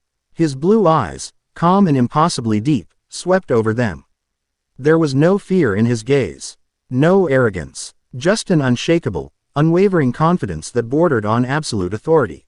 My name is Naruto Uzumaki, he announced, his voice ringing with a power that had nothing to do with volume. I am the first and, so far, only child of the Hestia Familia. He looked directly at Phobos. You accuse me of corrupting the dungeon. You lie. You and your master, Erebus, are the source of this corruption. You create the disease, then blame the doctor who offers a cure. He then addressed the entire assembly. I am not your enemy. The shadow you allow to fester in your midst is. He reads monsters in the dark and uses fear to turn you against the only one who has demonstrated the power to stop them. You can choose to believe his whispers and cower behind your politics, or you can open your eyes and face the real threat. His gaze fell on Loki, a silent acknowledgement of their uneasy alliance. Then it moved on, passing over Freya, whose eyes were wide with obsessive fascination. My loyalty is to my goddess and to the home we are building, he declared. We will defend it, and if this city is part of that home, we will defend it, too. But we will not be your scapegoats. We will not be your political pawns. He turned back to Hestia, his expression softening. Let's go home. He offered her his arm. Hestia, her heart soaring, took it. She stood tall, no longer a forgotten goddess, but the goddess of the most talked about man in the world. Together, they walked out of the Donatus, leaving behind a chamber full of stunned, silent deities. Naruto had not only defended his goddess. He had hijacked the entire political stage, unmasked his enemy, forged an alliance with a major power, and drawn a line in the sand for the entire world to see. That night, the Hestia manor was quiet. The political victory felt distant, surreal. What felt real was the exhaustion, the lingering tension.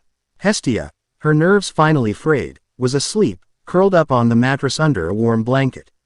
Naruto was on the roof, watching the stars. He felt a presence behind him and turned to see Ryuu Lion, a silhouette against the moon. She had taken to visiting in the late hours, bringing news from the city's underbelly and sharing quiet conversations. She had become a fixture in his new life, a silent, watchful friend. Your speech at the Donatus is all anyone is talking about, she said, her voice a soft murmur. She sat beside him on the roof tiles. They say immortals silence the gods. Words are just another kind of weapon, he replied, his gaze returning to the sky. Sometimes more effective than a sword. You have made a powerful enemy, she warned. Erebus will not forgive this public humiliation. His followers, the Thanatos Familia, are zealots. They will see your defiance as blasphemy. I know, he said. I'm counting on it. It's better to fight an enemy who is out in the open. They sat in comfortable silence for a while. It was a strange, unspoken bond they shared. The fallen hero and the avenging spirit, both finding a new purpose in the quiet moments between storms. He offered her a place in his world, not as a warrior or an informant, but simply as a friend.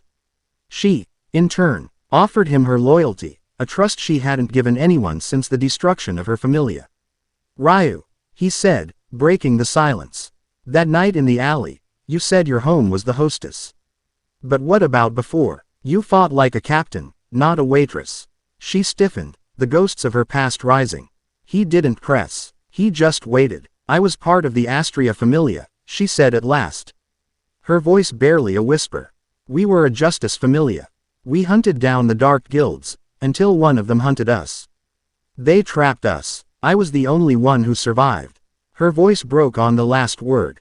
I am the gale, the one who brought the storm of vengeance upon them. I am a murderer, Naruto. A ghost. You were a soldier who lost her comrades, he corrected gently. You administered justice the only way you knew how. There's no shame in that. The shame is in letting it be the only thing you are. He looked at her, his eyes full of a profound understanding that cut through her grief. The Hestia Familia is a hearth. A home. There's a place for you here, if you want it. Not for the gale, for Ryuu. Tears welled in her eyes, but she did not let them fall. Perhaps, one day, she whispered. The offer of a home, a true family, was a hope she hadn't dared to entertain for years. Their quiet moment was interrupted by the sound of a struggle from the street below. A real one. Shouts, the clang of steel, and a woman's cry for help. Naruto and Ryuu were on their feet in an instant, their peaceful demeanor vanishing, replaced by the sharp focus of seasoned warriors. They peered over the edge. A carriage was stopped in the middle of the street, its path blocked by a group of adventurers in dark armor, Thanatos Familia. They were trying to drag a noblewoman from the carriage. It was a brazen, public crime. Too brazen. It was a trap. Suddenly, the street was flooded with more Thanatos members, pouring out of the adjacent alleyways. They weren't focused on the carriage.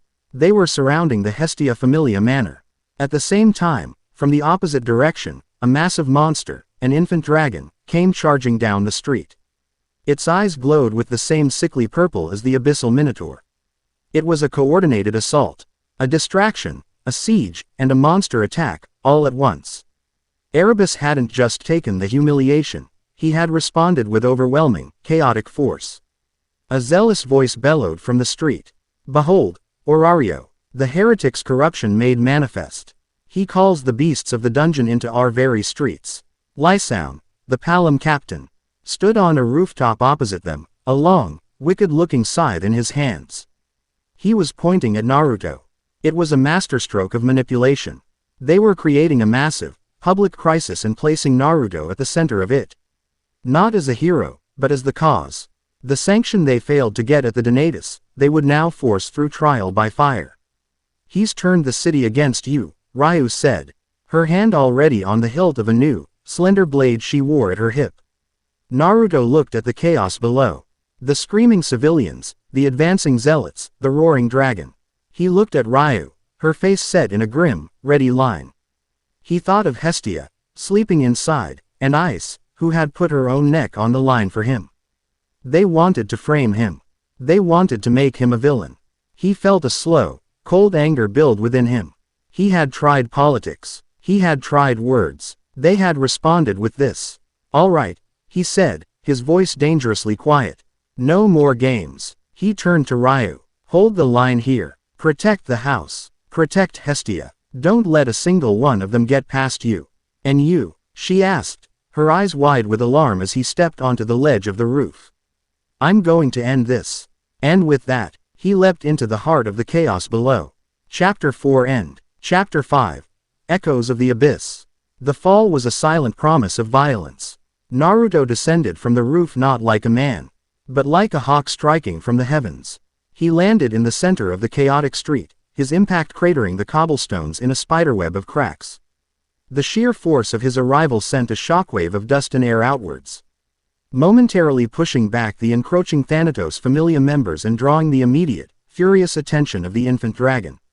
He stood in the eye of the storm, a solitary figure amidst the chaos. To his left, the zealots of Thanatos, their faces contorted with righteous fury.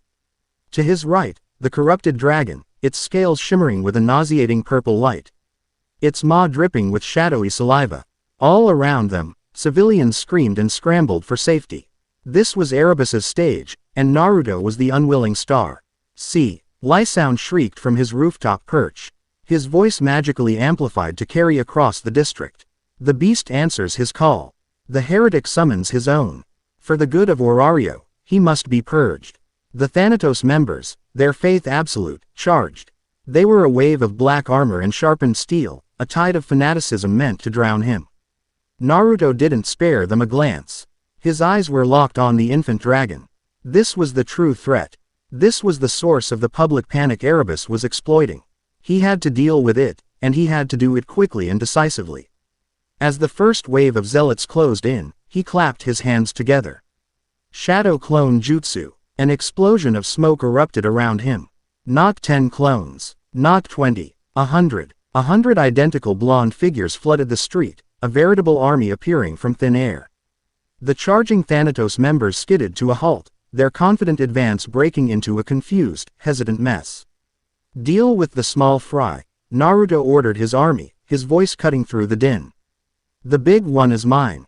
The clones roared their assent and crashed into the Thanatos Familia line. The street erupted into 100 different skirmishes. It was chaos, but it was controlled chaos. The clones fought not to kill, but to disable. A precise chop to the neck, a kick to a knee, a disarming maneuver that sent a sword flying. They were a swarm, overwhelming the zealots with sheer numbers and unorthodox tactics. On the roof of the Hestia manor, Ryuu watched, her breath caught in her throat. She had seen him create a dozen clones. This was something else entirely. This was the power to field an army in a heartbeat. She gripped the hilt of her sword, her eyes scanning the rooftops for any threats that might try to bypass the battle below. Her job was clear: protect the hearth. Naruto, his back now clear, turned his full attention to the abyssal infant dragon. It roared, a sound that shook the very foundations of the surrounding buildings, and charged. It was faster than its bulk suggested, a battering ram of corrupted flesh and bone. He met the charge head-on. He didn't try to stop it. He slid under its snapping jaws at the last second, his hand trailing along the ground. He came up behind its leg, his other hand flashing with a kunai he'd kept hidden in his sleeve, a relic from his past life. He didn't aim for the thick scales. He drove the blade into the softer flesh between the armored plates of its ankle joint. The dragon bellowed in pain and fury, its charge stumbling. It whipped its massive tail around, a wrecking ball of muscle and bone aimed at turning him into a red smear on the cobblestones. Naruto leapt, using the dragon's own leg as a springboard, flipping over the deadly appendage. He landed on its back, his feet fin ding purchase between the jagged spinal plates. The dragon thrashed wildly, trying to throw him off, slamming its body against the sides of buildings. The sound of splintering wood and shattering stone filled the air. Naruto held on, his chakra anchoring him in place. He ran up the beast's spine, a blur of orange and black against the pulsating purple scales. This was a rodeo from hell. He needed to end it before the collateral damage got worse. Reaching the base of the dragon's neck, he formed a familiar hand sign. A swirling ball of blue chakra, the Rasengan, sprang to life in his palm. He drove it down, not at the thickest part of the neck, but at the vulnerable point where the skull met the spine. The impact was devastating. The Rasengan didn't just strike, it drilled. The corrupting Hado energy that animated the beast sizzled and dissolved against the pure chakra. The dragon's roar cut off into a strangled gurgle. Its colossal body went rigid, then crashed to the ground with a shuddering, earth-shaking thud. Its head twisted at an unnatural angle. The purple light in its scales flickered and died. It was over. In less than a minute, Naruto had neutralized the single greatest threat. The centerpiece of Erebus's plan. He landed lightly on the ground beside the dead beast, not even breathing hard. The street fell into a stunned silence. His clones had efficiently and systematically dismantled the Thanatos ground forces, leaving them in bruised, unconscious heaps. The civilians, peeking from windows and alleyways, stared in disbelief. They hadn't seen a heretic summoning a monster. They had seen a hero single-handedly slay a dragon and subdue a small army to protect their streets. Lysoun, on his rooftop, trembled with rage. His perfect plan, his master's brilliant scheme, had been torn apart by this one boy's impossible power. The narrative was shattered. He's a demon, Lysoun screamed, his voice cracking with desperation. He slew his own pet to deceive you. Don't be fooled by his tricks. He must be destroyed. A few of his men, still conscious, looked from their defeated comrades to the dead dragon, then back at their fanatical captain. For the first time, doubt began to creep into their eyes. Naruto looked up at the palm, his expression cold. You're out of puppets, Lysoun. It's just you now. Before Lysoun could respond, two new figures dropped into the street, landing with the quiet grace of masters. One was a blur of silver and gold, her rapier already drawn. The other was a whirlwind of green, a slender blade held in a reverse grip. Ice Wallenstein and Ryuu Lion. Ryuu had seen the dragon fall and the ground troops neutralized. Knowing the immediate threat to the manor was over, she had descended to join the fight. Ice, alerted by the calm motion that was shaking the entire district, had arrived with the speed of the wind, her duty to the city, and her personal debt to Naruto, propelling her. I heard there was a party, Ice said, her voice cool. But her golden eyes were fixed on Naruto, checking for any sign of injury. Finding none, her gaze shifted to Lysoun, her expression hardening. Low-key familia business now involves putting a stop to illegal monster smuggling. The hostess of fertility disapproves of street brawls that disturb the peace, Ryuu added, her tone frosty. She stood shoulder to shoulder with Naruto, a silent declaration of allegiance. As a matter of justice, this must end. Lysoun stared down at the trio, his face a mask of disbelief. The Sword Princess and the legendary Gale, standing with the heretic. This wasn't a battle anymore. It was a political catastrophe for his god. But fanaticism rarely bowed to logic. Traitors, he hissed. You side with the blight against the natural order. Lord Erebus will see you all condemned. Desperate, he raised his scythe. Dark, shadowy energy, a gift from his god, began to coalesce around the blade. This was his trump card, a sliver of divine power meant to execute the heretic. He never got to use it. A figure landed behind him on the rooftop, silent as a falling leaf. That's enough of that, Lysound spun around, his eyes wide with shock. A man stood there, tall and imposing, with red hair and the sharp, intelligent eyes of a commander. His hand rested on the Palam's shoulder, and Lysound found himself unable to move, pinned by a pressure that was both physical and psychological. Finn Diemny, captain of the Loki Familia, had arrived. And he hadn't come alone. The rooftops, once occupied by Thanatos assassins, were now lined with the elite of the Loki Familia. Bet Loga was cracking his knuckles, a savage grin on his face. The Ryuu twins stood ready, their weapons gleaming. The siege had been turned. Lysound wasn't the hunter anymore. He was the prey. My Familia will be taking you into custody for questioning, under the authority of the guild, Finn said, his voice calm and authoritative. You will answer for the illegal release of a dungeon monster within city walls. Lysound's face crumpled, the last of his zealous fire extinguished by the cold reality of his situation. He had failed, utterly and completely. The crisis was over. The Thanatos forces were rounded up. The guild, spurred into action by a furious Loki, descended on the scene to clean up the mess. But something fundamental had changed. Naruto, with the undeniable support of Ice, Ryuu, and now the Loki Familia, had been publicly vindicated. Erebus's scheme had backfired spectacularly, exposing his own familia and cementing Naruto's reputation as a hero. In the aftermath, amidst the rubble and the gawking crowds, the trio stood together. They were exhausted, bruised, but united. You're reckless, Ice said to Naruto, sheathing her rapier. But there was no heat in her words, only a deep, underlying concern. He's effective, Ryuu countered, her own blade disappearing into its sheath. A rare, small smile touched her lips. But she's right. You are reckless. Naruto just grinned, a wide, infectious grin that seemed to wash away the tension of the last hour. It worked, didn't it? Besides, he said, his expression turning serious as he looked between the two of them, I knew you guys had my back.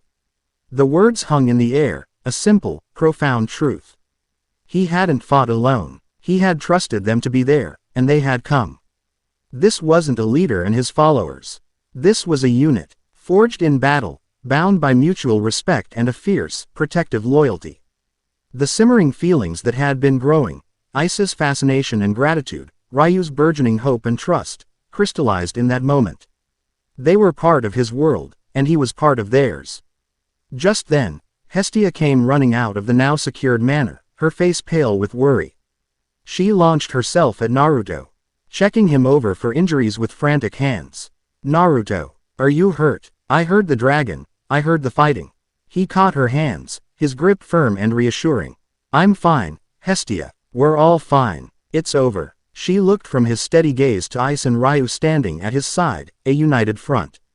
She saw the unspoken understanding between them, the bond that had been solidified in the crucible of combat.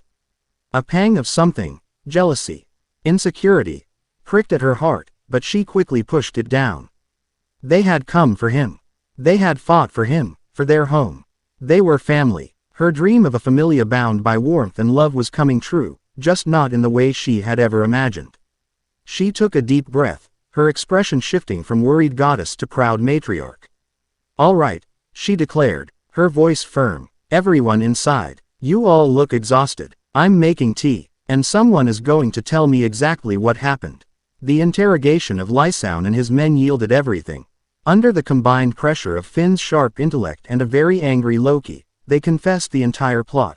Erebus's obsession with Naruto, his belief that Naruto was a corrupting influence, and his grand strategy to turn the city against him. They revealed the existence of divine shards, slivers of Erebus's own power used to corrupt monsters and create the abyssal variants. They had been planting these shards in the dungeon for months, a slow-acting poison to create the very crisis Erebus claimed to be warning against. The revelation sent a shockwave through the divine community. Erebus hadn't just broken the rules, he had shattered them. He had directly interfered, using his own power to manipulate the dungeon and endanger mortals on a massive scale. It was the ultimate taboo. But proving it was another matter. The word of a disgraced familia against a powerful, reclusive god was not enough. They had confessions, but they lacked the final, irrefutable proof, one of the divine shards itself. He's hidden them deep, Finn concluded, standing in the main hall of the rapidly improving Hestia Manor. He, Loki, Naruto, Hestia, Ice, and Ryuu were having a council of war. The outbreak on floor 17. The dragon tonight. These were just the visible symptoms. The confessions point to a source, a nursery, where he is cultivating a truly powerful abyssal monster. If we can find it and retrieve the shard powering it, we'll have the proof we need to bring to Oranos and have Erebus sanctioned. Where is it? Naruto asked, his tone grim. They don't know the exact floor, Finn admitted. His most trusted followers handled the placement. But based on the energy readings and the monster types described, it has to be somewhere in the deep floors. Likely between floor 37 and 49. Quote, a heavy silence fell over the room. The deep floors were a death sentence for all but the most elite, high-level adventurers. A place of terrifyingly powerful monsters and treacherous terrain. To go there on a hunt for a specific, hidden chamber was borderline suicidal. The Loki Familia will mount an expedition, Loki declared, her usual playful demeanor gone, replaced by a cold fury. We'll find this nursery and we'll drag Erebus's crimes into the light. It's too dangerous, even for you, Hestia argued, her hands clenched. A full expedition is slow. It draws attention. If Erebus knows you're coming, he'll be waiting. She's right, Ryuu said, her strategic mind analyzing the situation. A large force is a liability. You need a small, fast, stealth-oriented team. One that can get in, find the target, and get out before the dungeon itself, or Erebus's forces, can react. All eyes in the room slowly turned to the three people standing together. The boy who could create his own army and move with impossible speed. The Sword Princess, whose skill was a match for any monster. And the Gale, a master of stealth and guerrilla tactics. Naruto met Finn's gaze. We'll go. Absolutely not. Hestia immediately protested, her voice rising in panic. Naruto, you're still level 1 on paper. The deep floors will kill you. Hestia, he said, his voice gentle but firm. This started because of me. I'm not going to hide behind Loki's army and let them fight my battle. We are the best choice for this. Fast, quiet, and powerful. We can do this. I will go, Ice stated. Her decision absolute. This corruption, it is an echo of the one that created the Black Dragon. I will see it purged. This is a matter of justice, Ryuu added, her hand resting on her blade. I will not stand by while a god plays with mortal lives. I am in. The three of them stood together, a trinity of purpose. Their decision was made. It was a desperate, incredibly dangerous quest. A descent into the heart of the abyss to find the truth. Trapped in a makeshift safe zone on the 45th floor, exhaustion was a physical weight. The air was thick with the stench of monster blood and the oppressive, corrupting energy that permeated the very stone. They were wounded, their gear battered, their reserves running low. Naruto had a deep gash on his arm, hastily bandaged. Ice was favoring her left leg. Ryu's tunic was stained with her own blood from a graze that had been too close.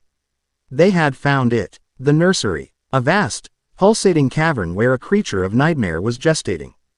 A juggernaut, born not of the dungeon's rage, but of Erebus's cold, calculated malice.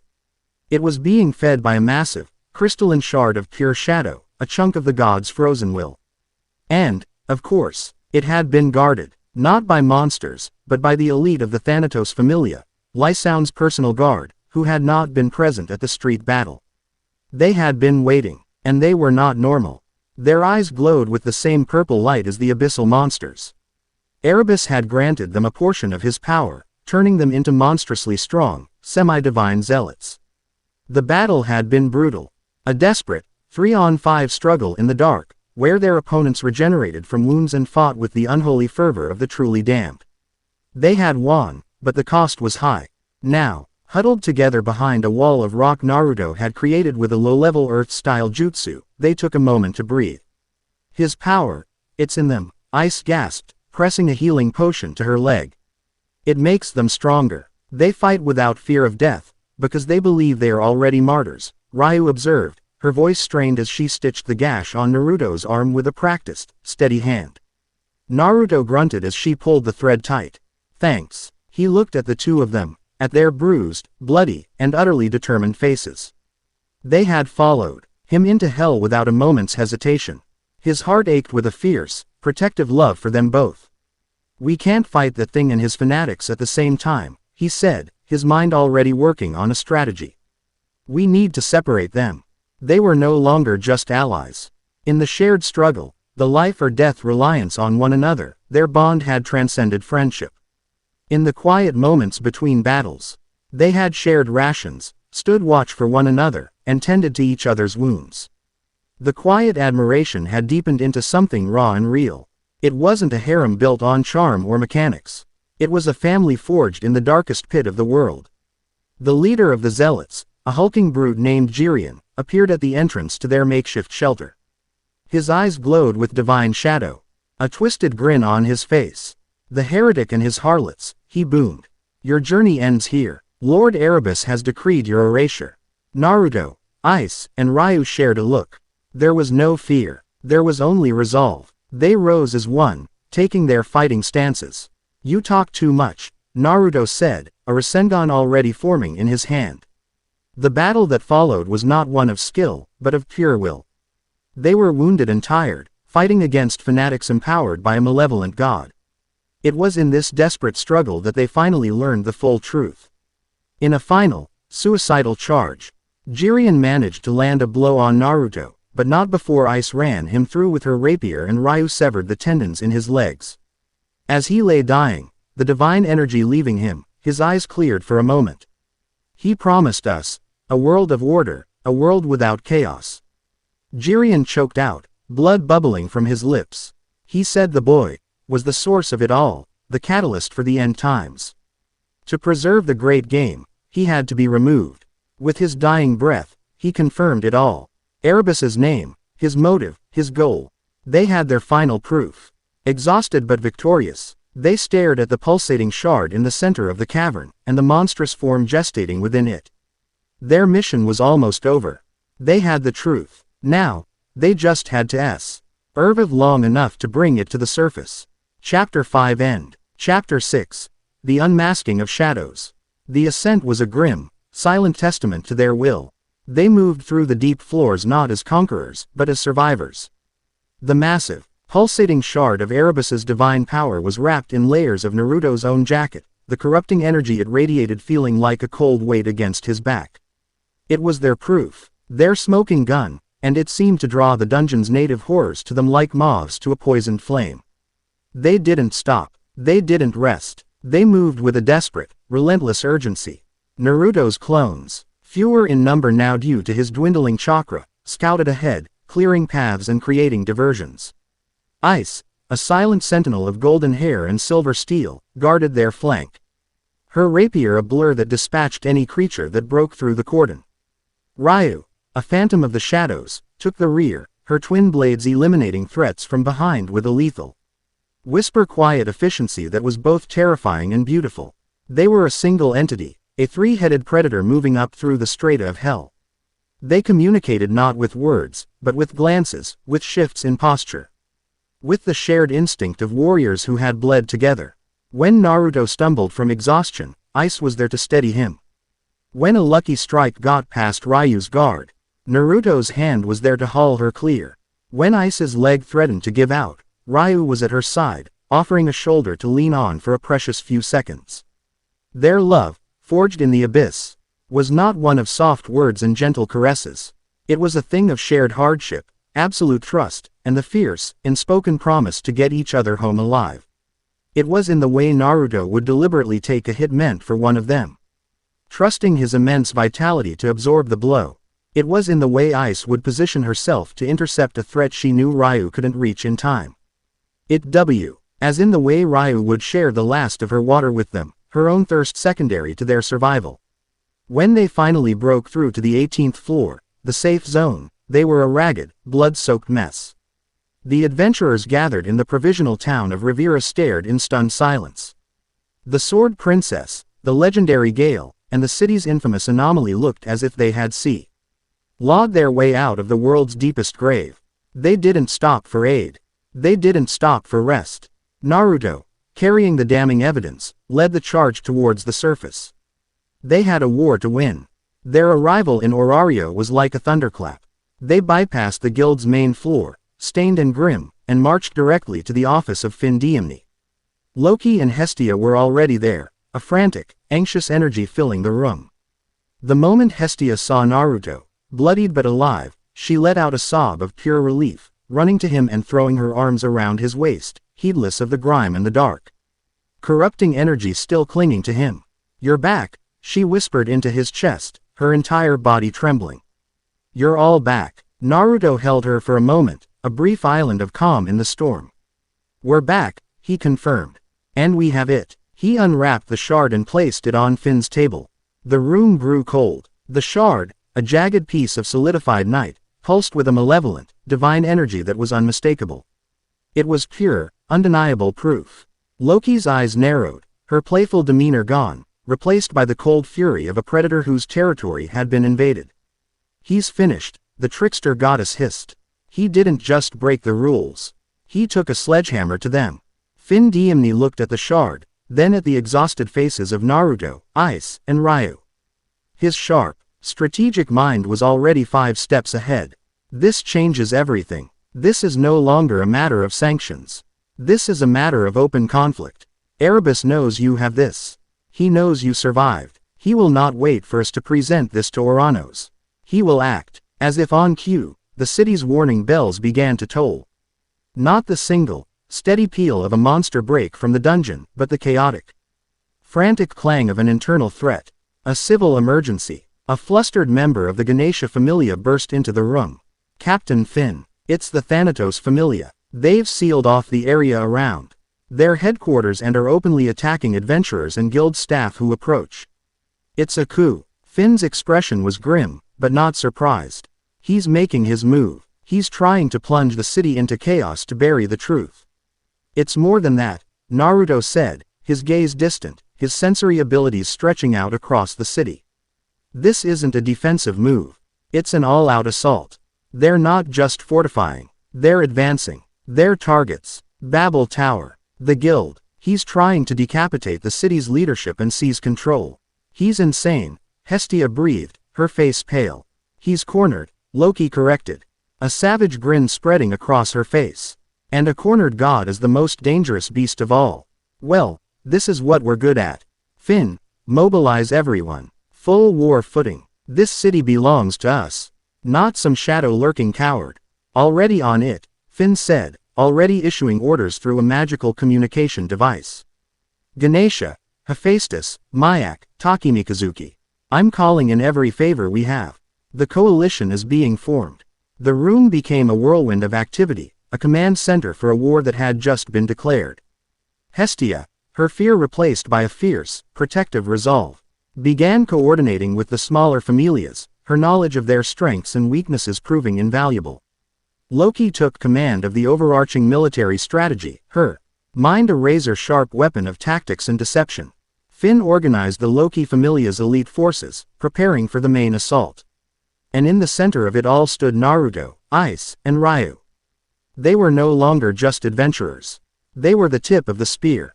"Ice," Naruto said, his voice cutting through the strategic chatter.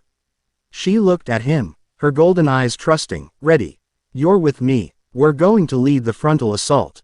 We're going to break their main force." She nodded once, a simple, solid confirmation. Her place was at his side. "Ryuu," he continued, turning to the elf. "You know how these fanatics think. You know how to fight in the shadows. I need you to lead a separate unit. Surgical strikes. Take out their commanders, disrupt their supply lines, rescue hostages. Cause as much chaos in their back lines as you can." Ryu's eyes gleamed with a cold, clear purpose. This was not the mindless vengeance of the Gale. This was justice, delivered with the precision of a master. "It will be done." The battle for Orario began. The streets became a war zone. The black-armored zealots of the Thanatos Familia, joined by members of other small, fanatical familias loyal to Erebus, clashed with the hastily assembled coalition forces. Steel rang on steel, spells lit up the night, and the cries of the wounded echoed between the buildings. Naruto and Ice were a force of nature at the head of the main column. They moved as one, a devastating engine of destruction. Naruto's clones would smash into the enemy lines, creating openings and absorbing attacks, and then Naruto and Ice would punch through those gaps, shattering the enemy's formations. He was the hammer, she was the blade. He would use a Rasengan to obliterate a barricade or a shield wall, and she would dance through the resulting chaos. Her rapier a silver thread of death that dispatched enemies with flawless precision. Her wind magic, no longer suppressed but channeled with a fierce joy, surrounded her in a cutting gale, making her an untouchable whirlwind. She fought with a passion and a fire no one in her familia had ever seen before. She wasn't just fighting for the city, she was fighting for him, for them. For the new life he had shown her was possible. Meanwhile, Ryuu was a ghost. She led a hand-picked team of Loki Familia's stealth experts, elves and agile palums, through the shadowed alleys and over the rooftops. They moved like whispers, their attacks swift and brutal. A Thanatos mage about to unleash a powerful spell would suddenly crumple, a knife in his back. A supply wagon carrying potions and weapons would be found in an alley, its guards unconscious, its contents gone. Ryuu moved through the battle with a cold, righteous fury, her past as the Gale now a weapon honed and wielded for a just cause. She was saving people, dismantling the enemy from within, and finding a redemption not in forgiveness, but in action. Hestia, from the command center in the guild, had become the heart of the entire operation. She was no longer the forgotten goddess. Her voice, transmitted through communication crystals, was a steady, reassuring presence for the dozens of smaller familias now embroiled in the fight. She coordinated their movements, directed healers to the wounded, and relayed Naruto's and Finn's commands with an authority that no one questioned. She was protecting her children, not just Naruto, but Ice and Ryuu. And now, by extension, the entire city. Her love was no longer a quiet, personal thing, it had become a strategic asset, a beacon of hope in the chaos. The tide of the battle began to turn. The Thanatos Familia fought with the courage of the damned, but they were outnumbered and outmaneuvered. Naruto and Ice broke their center, scattering their main force. Ryu's surgical strikes had decapitated their leadership and thrown their logistics into chaos. The coalition forces, inspired by the sight of their heroes carving a path through the enemy, fought with renewed vigor. From his obsidian tower, Erebus watched his mortal forces crumble. He watched the boy, the heretic, fighting with the sword princess at his side like a king and his champion. He watched the Gale dismantle his chain of command. He watched Hestia, the pathetic little goddess he had mocked, directing the war against him like a seasoned general. His plan was in ruins. His reputation was shattered. He had been outplayed, outmaneuvered, and publicly humiliated. The cold, calculating god of shadows felt an emotion he hadn't experienced in millennia, pure, incandescent rage. If the game is to be ruined, he whispered to the shadows in his throne room, his voice a low, terrifying rumble, then I will shatter the board. He stood, his form coalescing from the darkness, and walked to a sealed, circular chamber at the heart of his temple. Runes of immense power, runes that predated the arrival of the gods in Gekkai, glowed on the floor. It was a seal, a lock on something ancient and terrible that slept in the bones of the dungeon itself. The mortals and their fleeting passions have corrupted this world, he intoned, his voice dripping with divine power and contempt. They have forgotten their place. They revere this anomaly, this virus who promises freedom but will only bring ruin. They need a reminder of true order. The order of oblivion. He placed his hands on the seal. I, Erebus, invoke the old law. I sacrifice a portion of my divinity. I break the covenant. I call forth the avatar of the dungeon's rage, its ultimate defense against those who would scar it. I call forth the ultimate sanction. He poured his divine ichor onto the central room. The chamber blazed with a black light that absorbed all sound, all warmth. The obsidian tower trembled, and deep below the city, in the darkest heart of the dungeon, something ancient and terrible stirred. The seal wasn't just in his temple. It was a conceptual lock, and he had just turned the key. A roar, not of flesh, but of grinding stone and pure, nihilistic rage, echoed up from the depths. It was a sound that was felt in the bones of every living thing in Orario. On the battlefield, everyone froze. The fighting stopped. Adventurers and zealots alike looked towards Babel Tower, the epicenter of the tremor. Naruto felt it most keenly. It was a wave of negative energy so potent, so malevolent, that it made the abyssal corruption feel like a pale imitation. It was the dungeon itself, waking up and screaming in fury. What was that? Ice asked, her hand tightening on her rapier. Before anyone could answer, the ground at the very center of the city, near the base of Babel, began to crack. The cobblestones split apart, and a dark, gaping maw opened in the earth.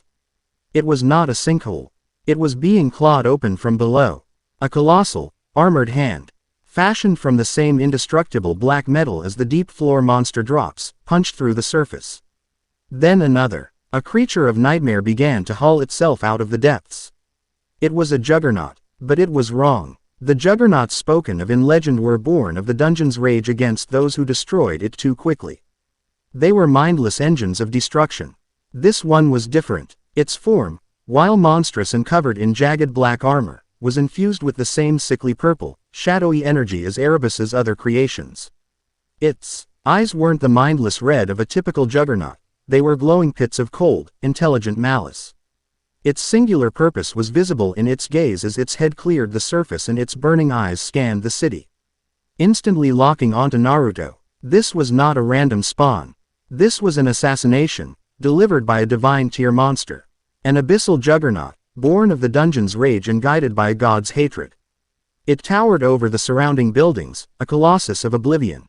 It let out another roar, a sound wave of pure destructive force that shattered every window for half a mile and sent adventurers, even high-level ones, staggering back in terror. The war for the streets was over. The battle for the soul of Orario was about to begin. Fin Diemni's voice, tight with a tension he rarely showed, crackled over the communication crystal in Naruto's ear. Naruto, what in the hells is that thing? Naruto stared up at the monster that was Erebus's final, desperate gambit. He awed at the terror on the faces of the adventurers around him. He looked at Ice and Ryuu, who had moved to stand at his side, their expressions grim but unwavering. This was it, the culmination of all of Erebus's plans. An unstoppable monster designed to erase him and take a significant portion of the city with it. It's the endgame, Naruto said, his voice quiet but carrying with absolute clarity. It's what happens when a god decides to stop playing. He took a deep breath, the familiar sensation of natural energy beginning to flow into him. The air grew still around him, the chaos of the sea, time momentarily fading into the background as he focused. The abyssal juggernaut raised a colossal foot, preparing to take its first, city-shattering step. Chapter 6 End.